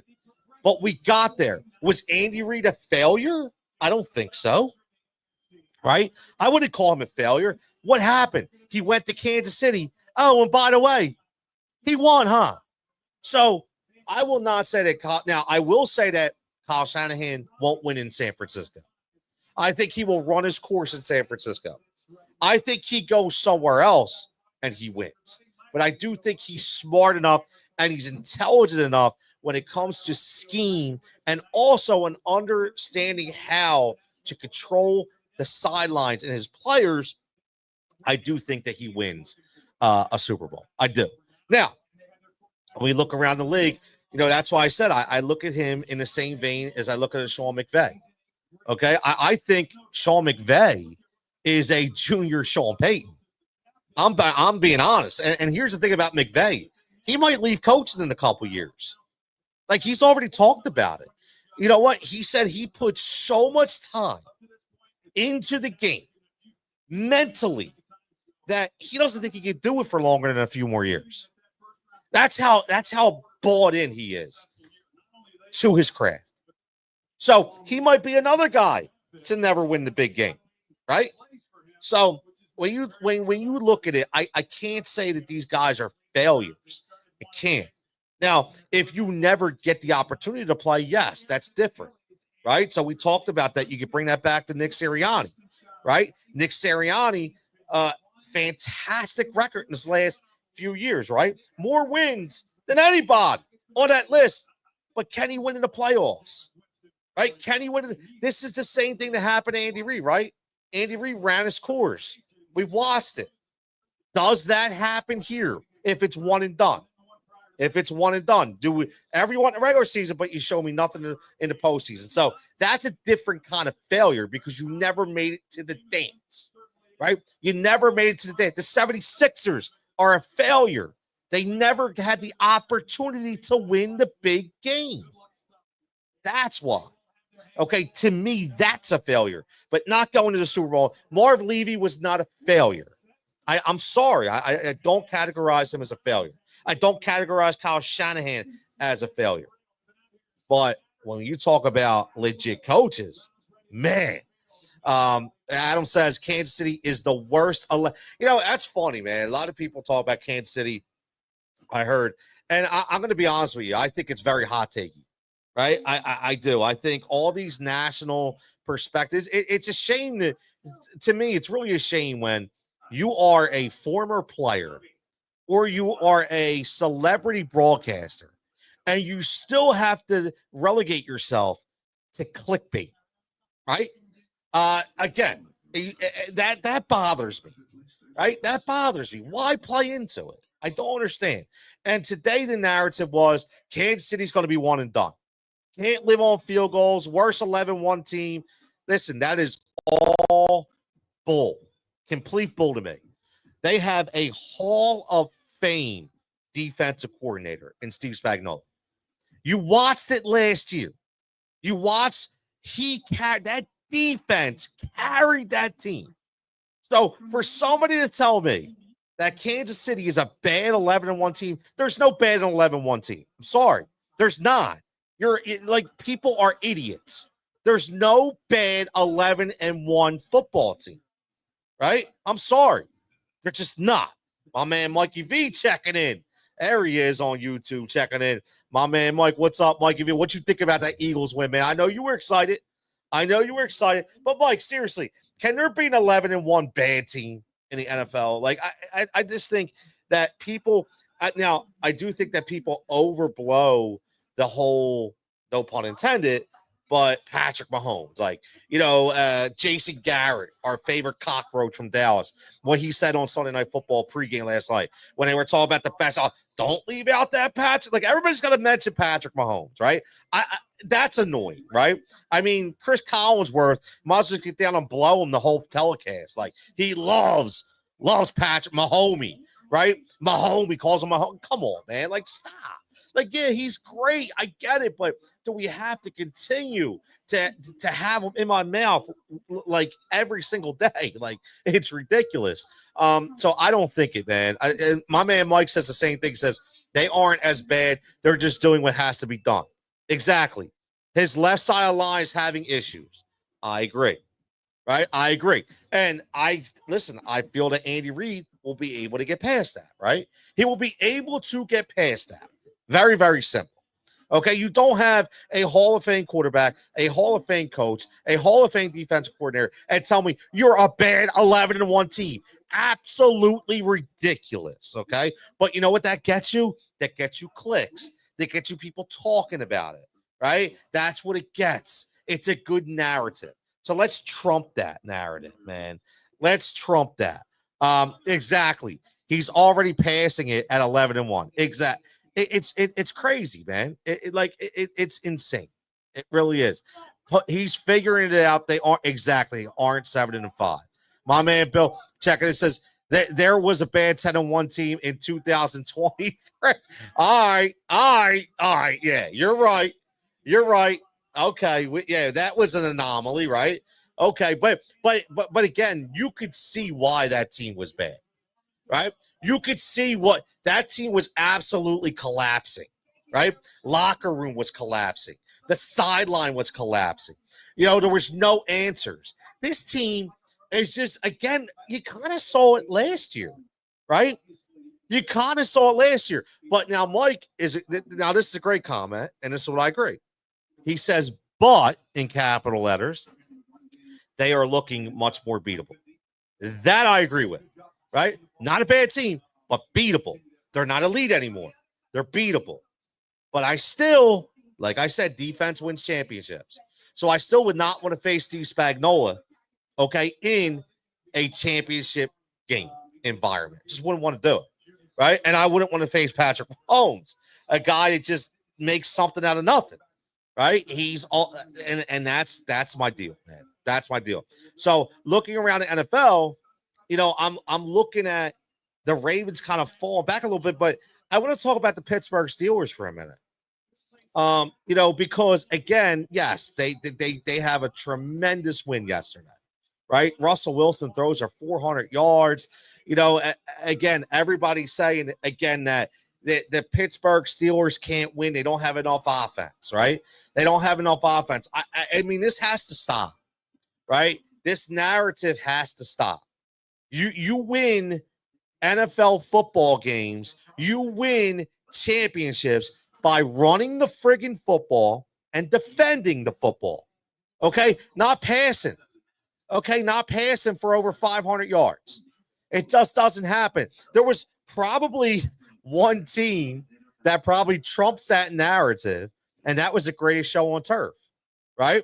With the Rams, with Ramil, because that team was just offensively gifted. Like nobody could even stick with them. And you remember, man, when you got the Hall of Fame Marshall Falk and Kurt Warner and Torrey Holt and Oz Hakeem and Isaac Bruce. I mean, that team was damn near impossible to stop, right? But that's very far and few between.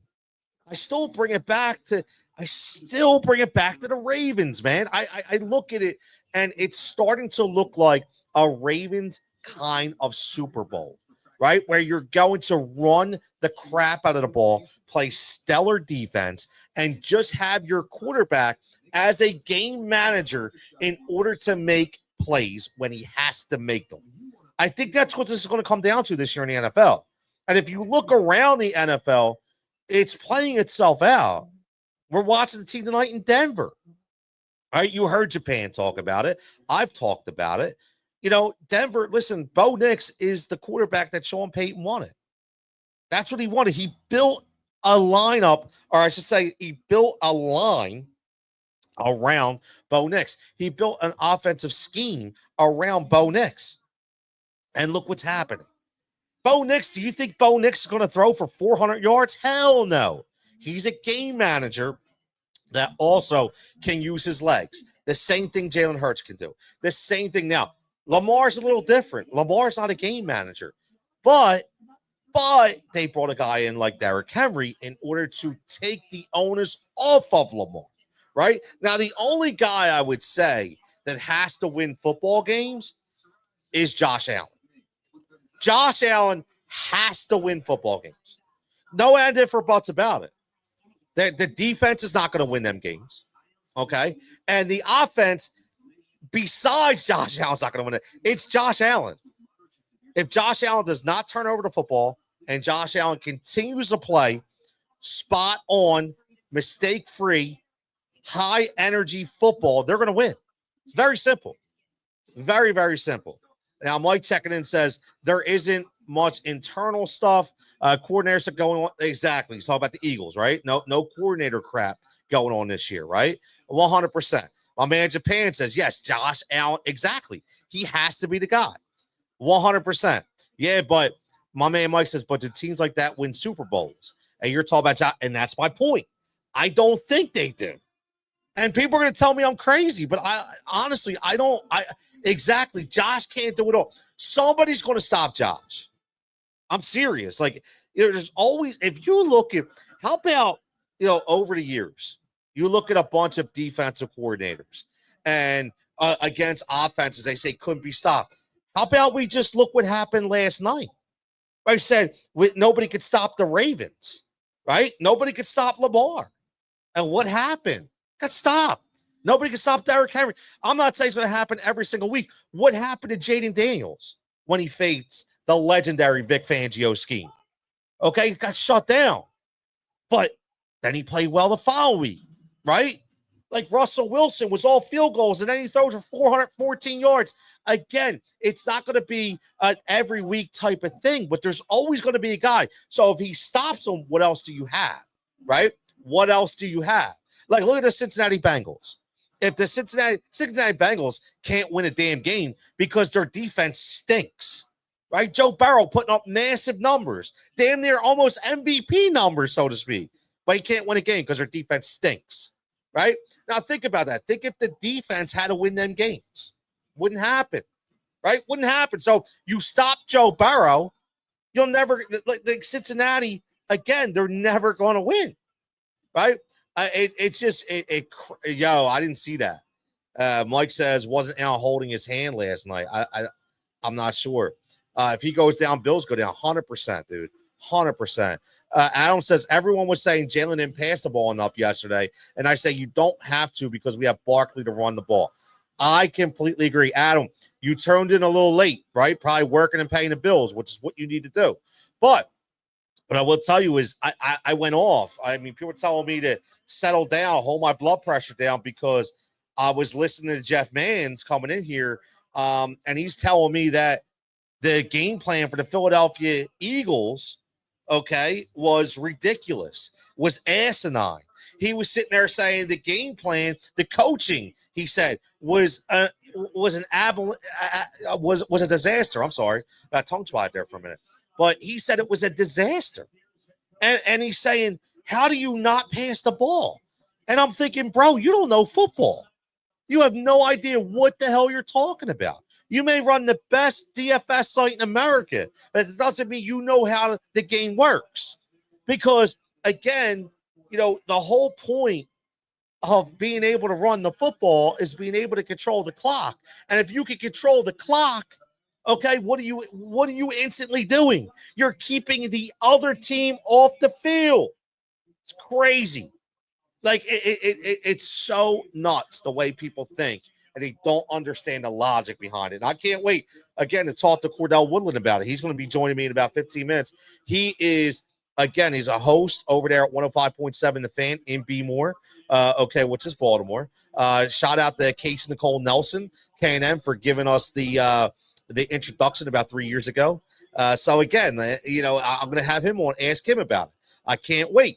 Japan says, if they run the offense through Barkley, exactly opens everything else up, especially when you don't have your number 2 receiver in Devontae Smith. Like, what the hell are these guys talking about? Like, what are they looking at? Let's throw the ball to Jahan Dotson. Let's throw it up to Jahan Dotson and Britton Covey.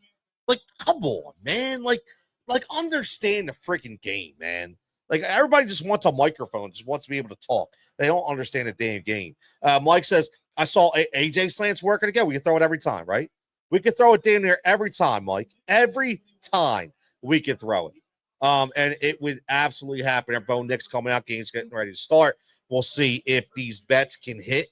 Can't wait to see that, man, because we had a really, really good weekend. Japan says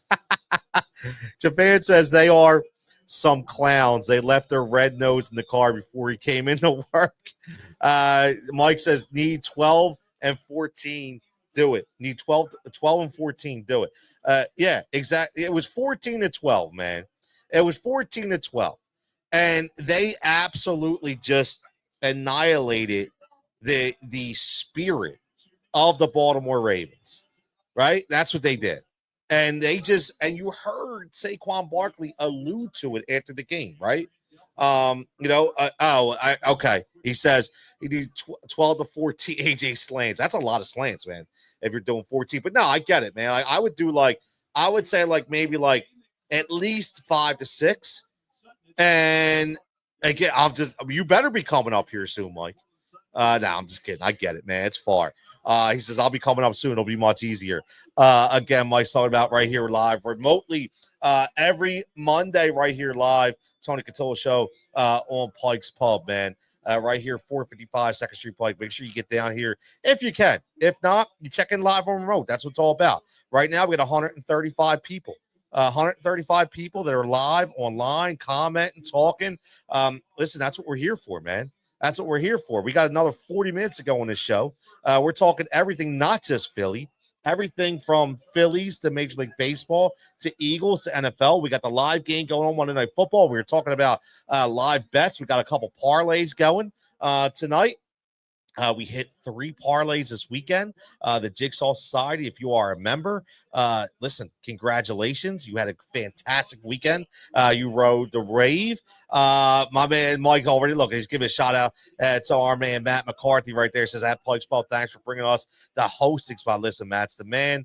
Very thankful for the opportunity. Been doing this for about 5 months, man. Having a great time. Getting everybody lined up online, checking this new form of digital media out, right? But getting back to the NFL, and I want to bring up one guy, before we get into Cordell hopping on in about 10 minutes. I want to talk about Sean McDermott for a minute, and I want to say, and I want to ask, are we overlooking Sean McDermott as one hell of a head coach? Coming off the Jim Johnson tree, by the way. Rest in peace, Jim Johnson. But whenever you hear, and I am 100%, I'm guilty, right? When we talk about if you want to start a franchise in the NFL, and you talk about if you could just pluck a head coach, right now, I've always talked about Mike Tomlin's my guy. I've always talked about Mike Tomlin. I've talked about Sean Payton. I've talked about McVay. Never mentioned Sean McDermott, but not just me. Nobody else really mentions it either. Is there a reason why? Because I'm going to tell you, man, all this guy does is, well, look at Jerry Jeudy. Look at Jerry Jeudy, man. Jerry Jeudy revived in Cleveland. And it's a revenge game for Jerry Jeudy right now. Right? It's a revenge game for Jerry Jeudy. What's up, brother? How you doing, man? Hey, it's a revenge game. He's giving a middle finger up right now to Sean Payton. Right? That's what he's saying. But again, Jerry Jeudy was a guy. That's what I'm telling you, man. Be careful. Be careful. Check this out. Mike says, could the Bears' next coach be Matt Patricia? Wow. Or no, I'm telling you right now, the first opening is Bill Belichick. Bill Belichick is the next head coach, bro. Of like whatever team, like he's going to have his pick. There's no way, like he's not going to be on, remember we call Insta Face. He's not going to be on Insta Face or Snap Face or whatever he's trying to be funny. The dude is made to coach an NFL football team. Okay? He's just laying it out the lay of the land, man. He's waiting for his spot. Okay? So I think I shouldn't say I think, I know 100% he will be coaching in the NFL. Now, look at how about Nick Chubb too, by the way, just running over people, looking at that horrific injury. He's still running over people, man. Still running over people. But I just don't think McDermott, like I said, get back to Sean McDermott for a minute. I'm going to give him his flowers. I just don't think, okay. I get it. He says, Mike says, I was referring to giving McDermott his flowers, saying he could have been one of those type of head coach. Oh, you're right. Oh, you're right. He could have been, right? He definitely could have been. And, you know, he's had to deal with a lot of adversity out there in Buffalo. He really has. And I got to give it to him, man. Like he keeps those guys mild and mannered, right? He's brought over guys like one guy, Tremaine Edwards, brought over from Chicago. You know, or you know, when he had Tremaine Edwards, I'm sorry. Tremaine Edwards was a guy who was very flashy, a guy that, you know, liked to talk. But again, you know, he was able to calm him down, turn him into that Pro Bowl player he knew he was going to be. Right? When you look at Stephon Diggs, he was a guy that he couldn't control. Had some issues with Stephon Diggs. Okay, was willing to let him go and say, we're going to be okay. And guess what? I guess he was right. Because we're still talking about them as a top 4 team in the NFL. Right? And that's what's crazy. Now, Mike says, came out of being a short-term D coordinator and all. He got it together with what he has. You're right. He was a short-term defensive coordinator, learned a ton from the man Jim Johnson himself. Learned a ton from the man Jim Johnson himself. And, you know, I look at it as being in Buffalo. It's not easy to be a long tenured coach in the NFL, where, you know, everything in the NFL is we want success now. We want to win now. It's not easy. It's not. There's James throwing again, man. Like I said, James is going to throw all damn day. He might throw 50 times tonight, man. Like seriously, that's all he wants to do is throw. That's it. That's all he wants to do is throw. But to be a long tenured coach like Sean McDermott is a tremendous. Like, again, that's a success, right? That's a success. You're right. Coaches don't get any time to build anymore, right? They don't have time because they're spending so much damn money on this talent that you're right. Their lease is super short. Super short. They're spending all that money on this talent. Definitely. 100%. 100%. But listen, man, we're going to take a quick 5-minute break because we kind of went over segments here. We're going to take a 5-minute break. We're going to pay some bills and come back in 5 minutes with a special guest, my man Cordell Woodland of 105.7 FM, The Fan out there in Baltimore, to get his reaction on the Ravens and Eagles game. What did he think as a Ravens reporter? What did he think of the Eagles? Because I hear a lot of people, right? I hear a lot of people talk about that the Ravens should have won that game. A lot of people talking about that. So I'm curious. I would, because he's one of the most straight up dudes I know. So he will give you his unbiased opinion as always. So we will be back in 5 minutes on the Tony Cutillo Show live right here from Pike's Pub with my man Cordell Woodland from 105.7 The Fan in Baltimore.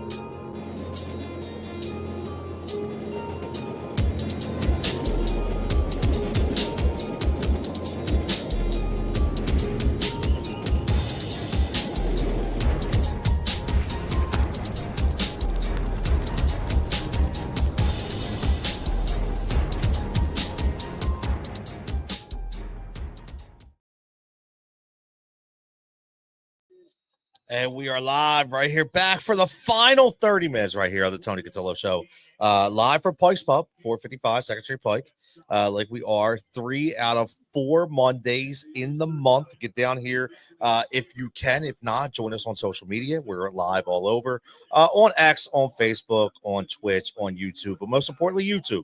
Get over to Tony Cutillo Show on YouTube. Make sure you subscribe so I can get to your comments. So and we got a special guest coming up in a few minutes, and that is none other than Cordell Woodland of 105.7 The Fan.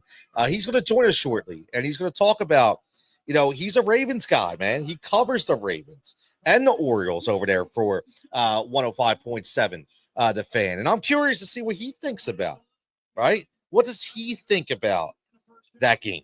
Because a lot of people, I keep saying it, a lot of people are saying, guess what? Ravens should have won that game, right? All those turnovers. Ravens should have won that game. They're the superior team. They're not dead. So I'm curious of what he thinks because, again, he's very unbiased, man. He's very unbiased. But here's what I will say. The different bounces of the ball can go any specific way at any day, okay? And I can't just say that this could have happened or that could have happened. I have to look at the way the offense was controlled, the way the defense was controlled. And I'm looking at the way at 14-12, the way that game was controlled. Okay, don't give me the garbage touchdown at the end, right? I'm not worried about that. All right, I'm looking at the way the game was controlled. And the Eagles controlled that game. And this was a big test, right, for the Ravens, in my opinion, against a really good defense, and vice versa. The run defense hasn't given up a running back more than 60 yards all year, and Saquon Barkley had over 100. Again, MVP. But I'm going to keep saying that. Oh, look at that, Vele. There's our boy Vele. There's our boy Vele for all you sports bettors out there. Let's see if he caught it. Oh, we like it. See, we only needed him for over 34.5. Now, Japan, I wonder if Japan's bets, the ladder's going to be hitting tonight. I know he's happy right now, right? I know he's happy because, and this is what I talk about, not to get off track here, but because a big play just happened, and we are here live from Pike's Pub watching Monday Night Football. We do have bets on the game. And I'm looking at this, and again, here's a wide receiver too. There's the guy right there in Sean Payton, right? He's taken over this team. He knew Russ wasn't the guy he wanted, right? He knew, and there's Javonte Williams. See, here's the thing, man. How does he not get in? How does Javonte not get in? That's sad. Right? That's sad. I love Javonte Williams. I don't know if it's the line or what it is, but you got to get in on that, man. You literally have to get in on that. But no, to get back to this is what I thought. He didn't want Russ. I think we all knew that, right? He didn't want Russ, and he wanted his guy. His guy was Bo Nix, right? His guy was Bo Nix. And now you're seeing Bo Nix as more than a game manager, right? He's not an elite quarterback by any means, right? But he's running this offense exactly the way Peyton wants him to run it. And there's Javonte Williams who gets it. Opening up the hole, Javonte Williams a touchdown. It is now, well, I'm not gonna say it's going to be 7-0 because the way that kickers have been missing extra points in the NFL and field goals has been a little bit ridiculous. So I'm not taking anything for granted right here. But here you go with it again. I will look at this and I will say to circle back to our first conversation about how the narrative in the NFL when we talk about coaching is changing. And talking about play calling is changing. Okay. And you go to Denver team and you go down there at the one, no play action, no to the tight end man. You're just pounding it with the running back, right? Pounding it with the running back. And I think, honestly, this may sound crazy, and I'd be curious to hear what people think about this, but I do think that the Philadelphia Eagles have a little bit to do with this based on that push that they put in play last year. I do, and I think that a lot of people were looking at the offensive line scheme and they were understanding and studying it and saying we can really run the ball hard here. And I do think that that's a reason why we're seeing a lot of teams. Think about it. A lot of teams are running. You know what's crazy about that too is it just us specifically.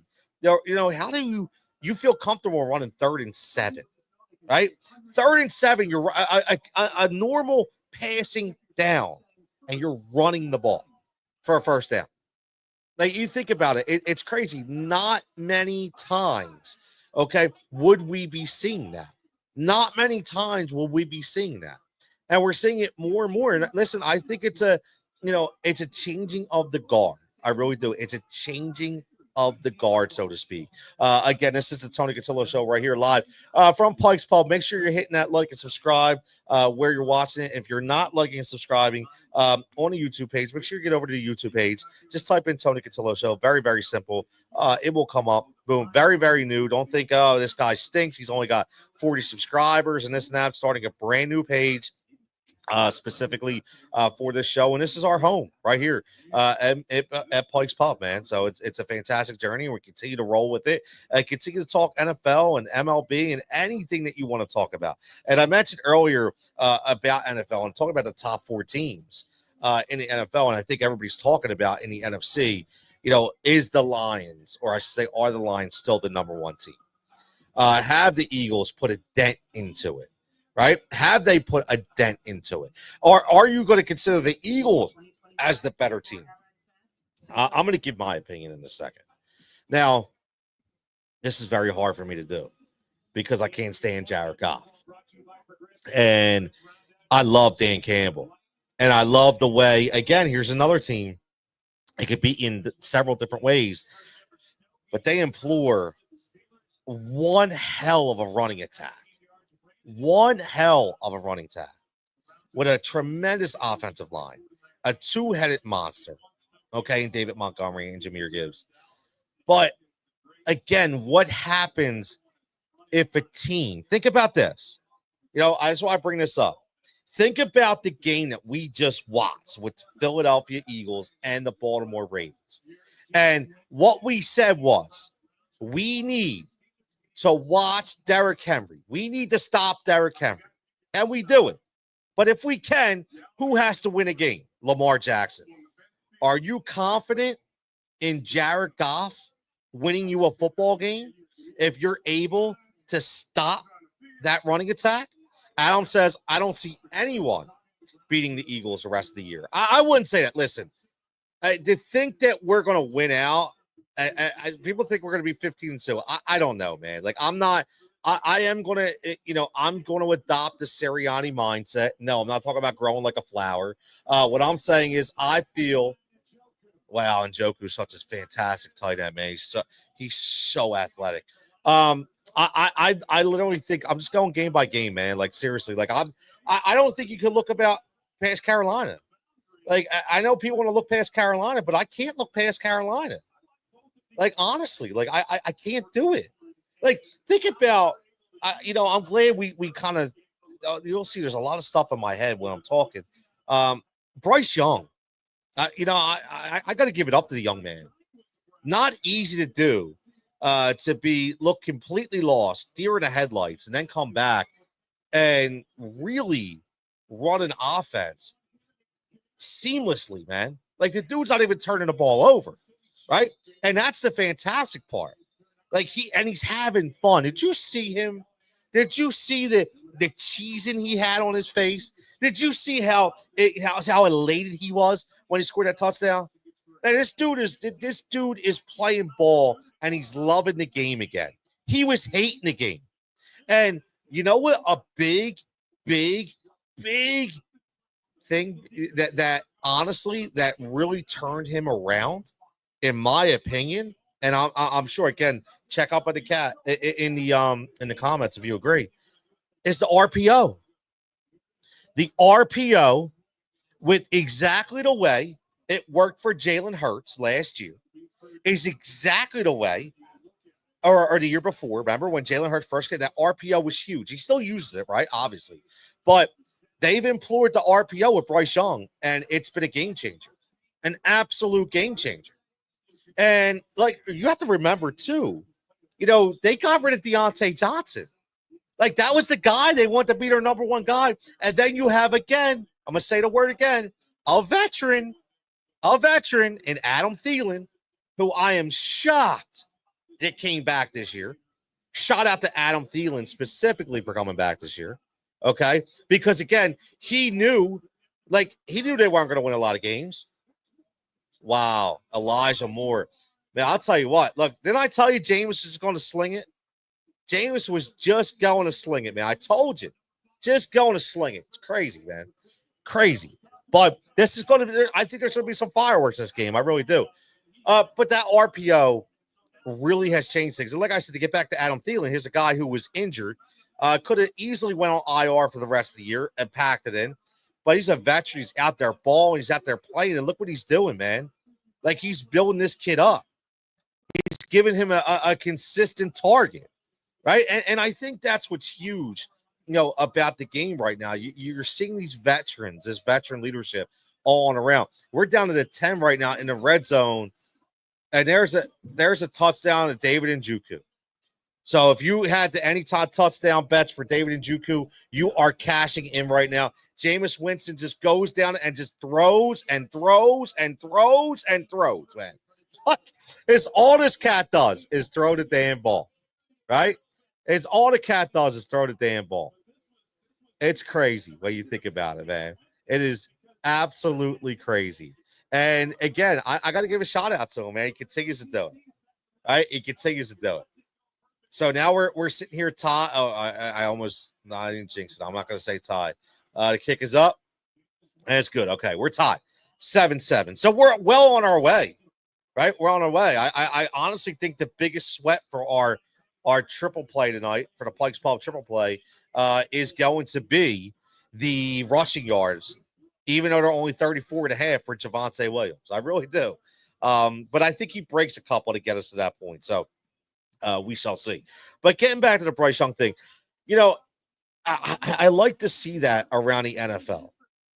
The guys that are getting benched and they come back and they play really well. And I think it's extremely important. And, sometimes that you have to take ego out of it. Sometimes you have to be a coach, right? And I think that's the problem that was going on in Cleveland.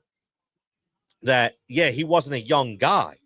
But Deshaun Watson damn sure needed to be benched, okay, before he got hurt. But this was not a Kevin Stefanski move, okay? He was being overruled by the front office, in my opinion, right? In my opinion, he was being overruled by the front office, okay? He was being overruled and said, no, we've invested so much, we're going to make it work, right? And they lost football games because of it. And I don't think that's right. Right. They had a very capable backup in Jameis Winston, as you're seeing it right now, just like Carolina did in the great Carrot Top, right? And Andy Dalton, right? When you have a good backup that, listen, Joe Flacco, you see what they did in Indianapolis. Listen, Anthony Richardson needed to be benched. He needed to be benched. Some of these guys need a wake-up call.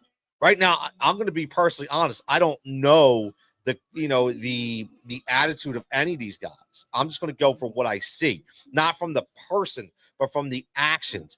I think Anthony Richardson was a big ego kind of guy and needed to be kicked in the ass a little bit to say, yo, you're not who you thought you were, right? I don't think that was Bryce Young. I think Bryce Young was just lost. I think Bryce Young just needed time to understand, like slow the game down, right? Slow it down. And I think that's what he was able to do. Sit down, slow the game down, and kind of get a restart, right? Kind of get like a fresh restart on the game, which I think would be huge. And he got it. And it worked out perfectly, right? Another guy that could have used the same, which kind of did, but he didn't do it because of play, because of injury, was Will Levis, right? Another guy that needed to be sat down. Now, he's an ego guy. He wants to sling the ball like James Winston. Unfortunately, he doesn't have that same skill set right now, right? But he's got a hell of a cannon.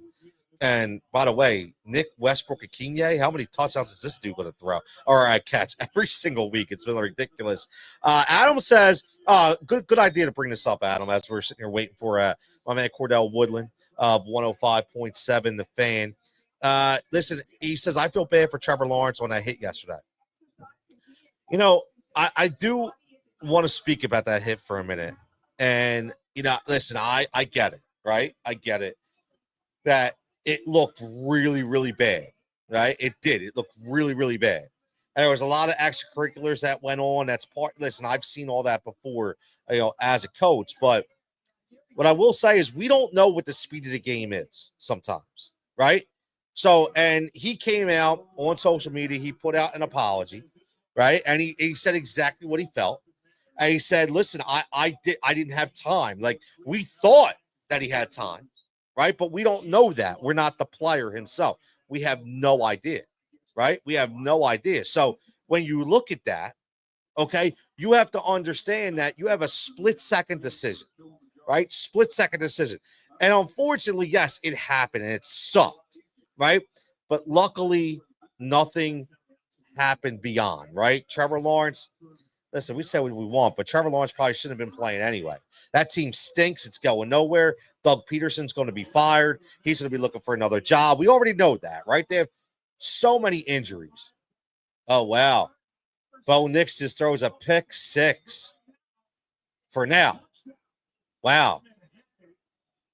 A pick six, man, for Bo Nix. And again, deflection, it happens. Oh, nope. Looks like they let it play. They call it out, but it was ruled incomplete, right? Yeah. Okay, they blowed it dead. So doesn't count. We're back to 7-7. Back to 7-7. But yeah, listen. I am glad that Alshire came out, and he also showed the bad part of social media, right? The death threats, the racist marks. Like, come on, man. Like, people are ridiculous, and it's why, like, when you do this kind of thing and you open yourself up, it's okay. Like, I don't mind. Like, I'll go to battle with anybody. But at the end of the day, the tough thing about it, again, the tough thing about it is you have to understand that you're going to deal with these trolls. You're going to deal with these idiots, right?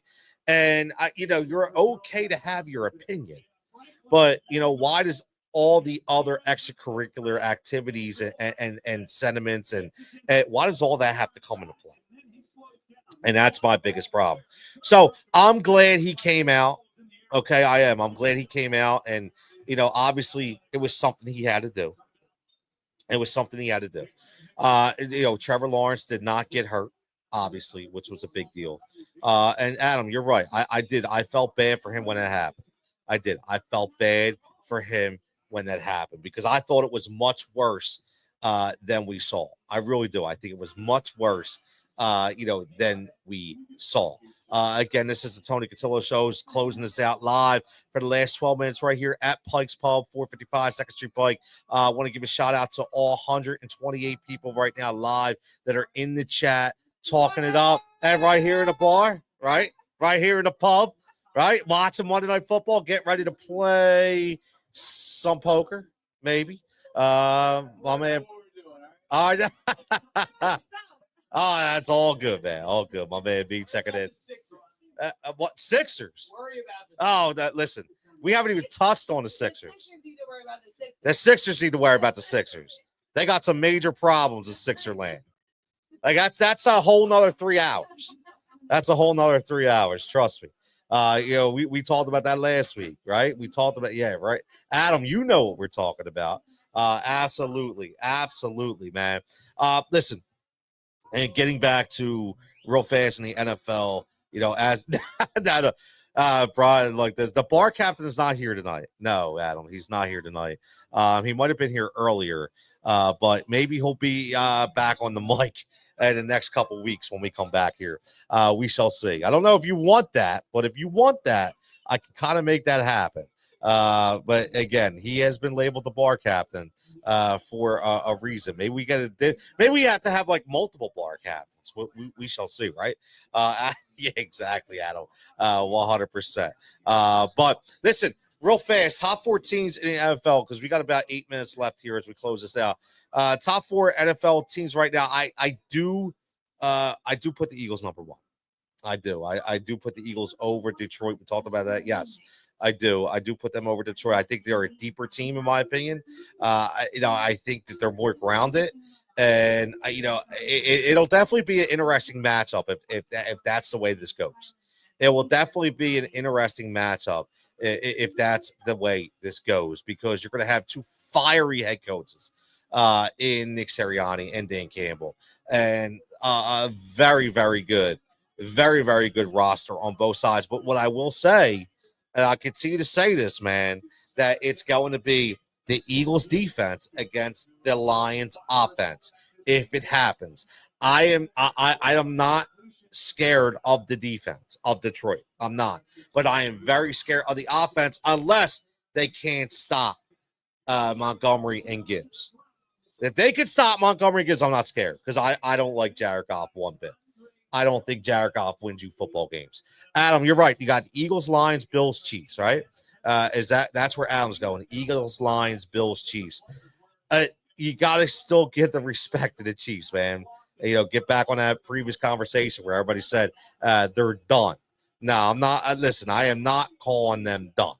I'm not calling 11-1. Are you ridiculous? Come on, man. Let's think about this, man. Hall of Fame coach, Hall of Fame quarterback. Yeah, they're going to be there. Listen, the only thing about the Bills, like we touched on earlier, is Josh Allen. Meaning, the only people that can beat Josh Allen is Josh Allen. Meaning, it has to be Josh Allen. If Josh Allen cannot beat you, then guess what? Then you're good, right? Because the defense, even though it's good, it's not great by any means. Amari Cooper has not been a guy to rely on. Dalton Kincaid continues to be injured and can't stay on the field. Now, you do have a good running back in James Cook. You have a really good rookie in Ray Davis, right? And you have a very good blocking and receiving back at Ty Johnson. So you do have that availability. Obviously, Khalil Shakir is a very good shout out to Pan. I know he's his favorite player. Khalil Shakir is a very, very good wide receiver, right? We know that by Keon Coleman has been in and out of the lineup. Mac Hollins, does his thing on a part-time basis. But again, Josh Allen needs to win football games. So, I don't think Patrick Mahomes needs to win football games. You also have to remember about the Chiefs, by the way, that Pacheco finally came back. Only played 7. He only had 7 snaps, right? 7 carries. He will be back to 100% by the time playoffs start. So now you're actually going to give that offense a spark with Isaiah Pacheco, and then give Kareem Hunt a rest, who's shown he can shoulder the load. So now you kind of have your own thunder and lightning action there. Okay, you have DeAndre Hopkins, who still has some of the best hands in the game, a Hall of Fame tight end, Travis Kelce, right? And a Hall of Fame defensive coordinator in Steve Spagnuolo. So, I am not ready to say they are the worst 11-1 team. They're just not even hitting their stride yet, which is scary. Adam says, I'm not a Mahomes fan, but they are back-to-back Super Bowl champions. I'm a Mahomes fan for the simple fact that I do think that he's very unique. He is one of the most, if not the most unique quarterbacks I've ever seen play the game. Right? You look at him and go, he's a quarterback?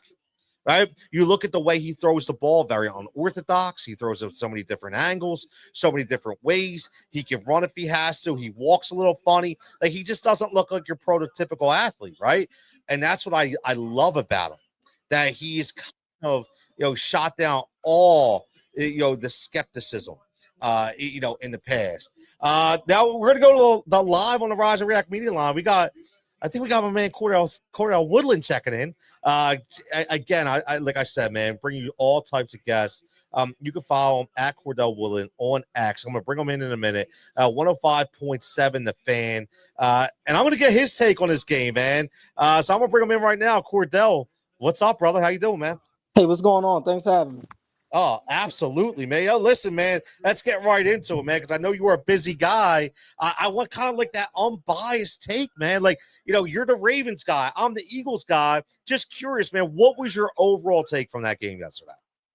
Yeah, I mean, a lot of takeaways. For on the Ravens side, I think the Ravens that game was very similar to a lot of the Ravens' downfalls throughout the season. Them not finishing drives, special teams being a problem for them, and offensively them not kind of asserting their will at times. And so, everybody is going to highlight Justin Tucker and his rough day, missing the 2 field goals. He misses the extra point.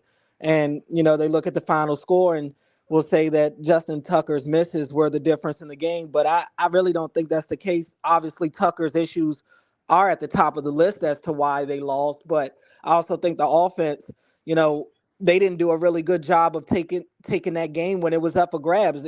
I felt like the game was sitting there for somebody to take it for a while, and neither offense was really getting anything going. And look, the Ravens have one of the top offenses in the league, so they're at home.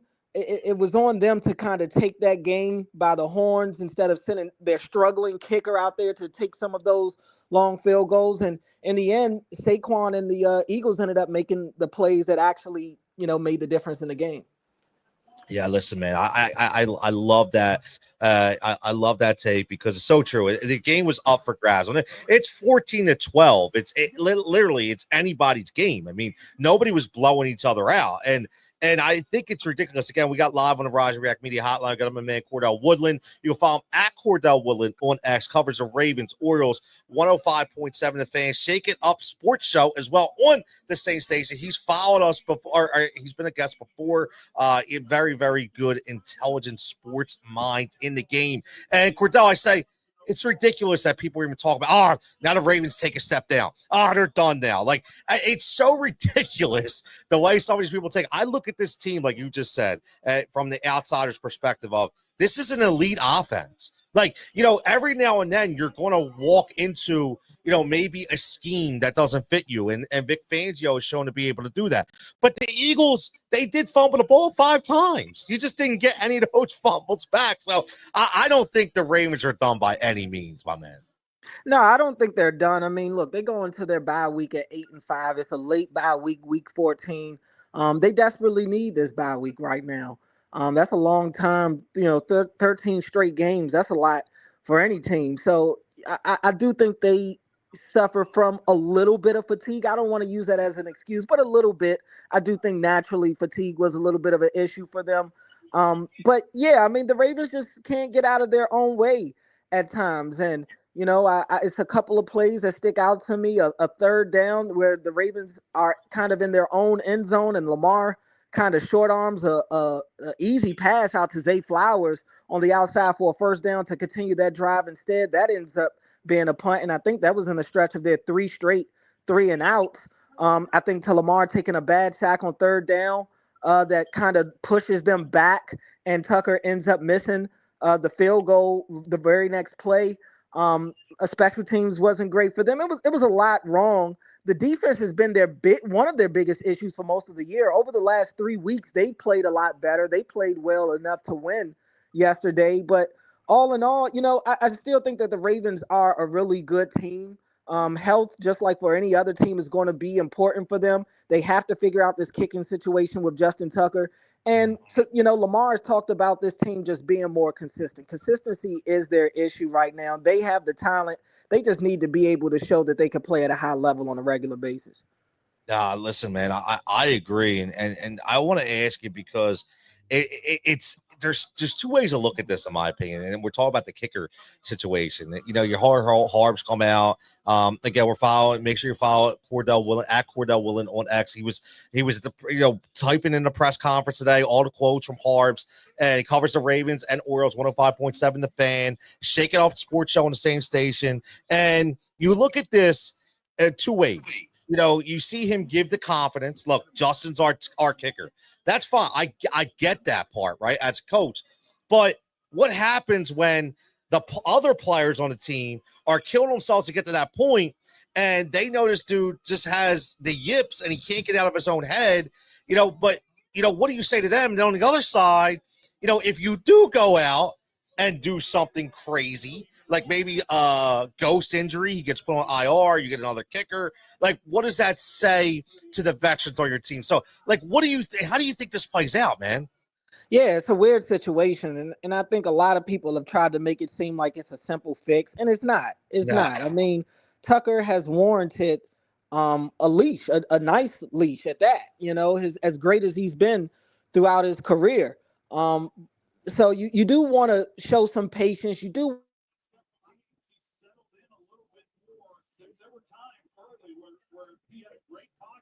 Yeah, definitely want to show some patience, right? And you can make the argument that he cost them yesterday's game and a couple of other games this season as well. So I think this is why it's a difficult decision for Hars, because there is no easy answer. There is no playbook for dealing with this in a situation where at one point we're calling this kicker the greatest kicker of all time, and all of a sudden he stinks. Yeah. Everybody wants to get rid. A lot of the fans are ready to just throw him to the side. But it's easier said than done. And even talking to Marlon Humphrey and some of the guys in the locker room, they don't know how to deal with this. They're used to, kind of just assuming that every kick he takes, he's going to make it. But right now they're in uncharted territory. So I think they're going to work out some kickers in this bye week. I wouldn't even be surprised if we see them add a kicker to their practice squad just to at least maybe light a fire under him.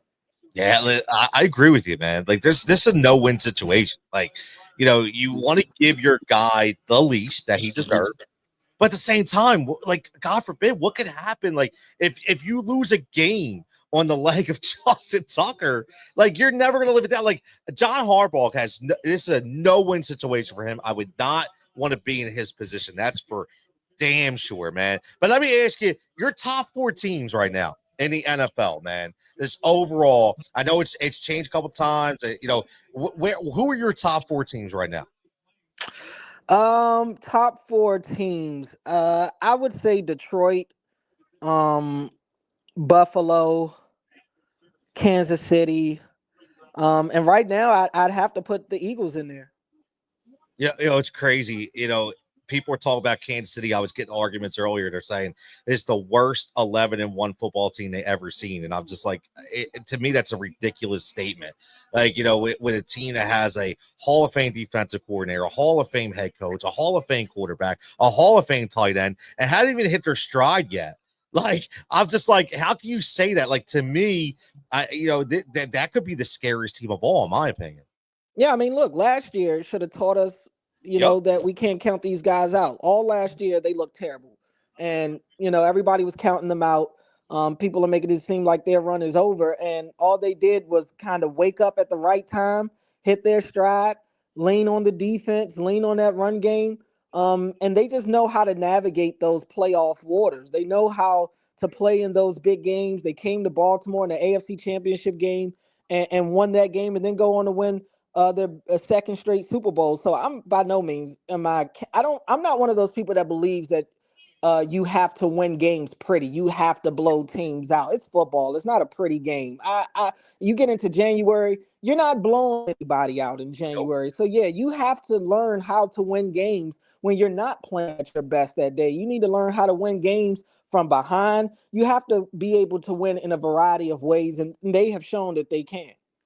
Yeah, you're right, man. Especially in the playoffs, And I'll get you out of here on this, man. I want you to put your MLB hat on for me for 1 second, because I know, again, you do a lot of work over there. Again, we're talking live on the Rise and React Media Hotline. We got my man Cordell Woodland at Cordell Woodland on X, covers the Ravens, Orioles, 105.7 The Fan, and be more. Looking at the Philadelphia Phillies, a name that keeps coming up to us is Anthony Santander. Now, I'm not that kind of guy that says, just by watching a couple highlights, I know anything about the guy. You being out there in Baltimore, can you give us any kind of nuggets on Santander, or what, a team who signs him would be getting? Well, they'll first and foremost be getting a really good guy. I'm a big fan of Anthony Santander, the person, been able to cover him for the last few years, and he's really a joy to cover. Really class act, just flat out nice guy. So that's first and foremost. But also a unique talent that has found a way to. He was a very raw talent a few years ago. I believe he's a Rule 5 guy that the Orioles got through the Rule 5 draft. So they have been able to kind of get the most out of Santander. He used to be a heavy strikeout guy. Those strikeout his plate discipline has really increased over the years, and so has his power. I mean, he's the best switch hitting power bat, I think, right now in baseball, coming off the year that he just had. His defense isn't the greatest. It's also not the worst, but I think at this stage of his career, he's more likely to see more first base than he is to see out in right field. So look, the Orioles offense had really went cold in the second half of the season, and Santander was one of the few guys that they could actually depend on a regular basis. He knows how to. I mean, he's had multiple walk-off home runs this season. He's a clutch at bat. So you'd be getting a guy that really boosts your offense for sure. But just like with any power guy, the strikeout numbers aren't going to be great all the time. But I think when he is able to contribute is usually in a big way. Listen, man. I don't know what's going to happen, but you got me excited. When you just said overall good guy, I like that, man, because I'm with you, man. I like to see guys like that succeed. Cordell, man, listen, I know you were running late. I appreciate it, but I know you're all running, man. Really sorry about that. Really Stop, man. This is listen, man. It's all good, man. I just appreciate you giving me 15, 20 minutes in the audience here and letting us know that last nugget just on Santander was worth its price of admission, man. I really appreciate it. But what we got going on besides the stuff that I mentioned? Anything big coming up this week? Nothing major this week. Or Ravens on a bye week, so we'll be reassessing a lot of what's going on with the team out here, doing a lot of self scouting. I'll be on air all week from 10 a.m. to 2 p.m. I was on today. I'll be back on Wednesday and through the rest of the week. But yeah, just kind of self-scouting this Ravens team, trying to figure out ways to figure out what's going on with Justin Tucker right now. We got a Deontay Johnson situation in Baltimore. So yeah, a lot to unpack right now with the Ravens.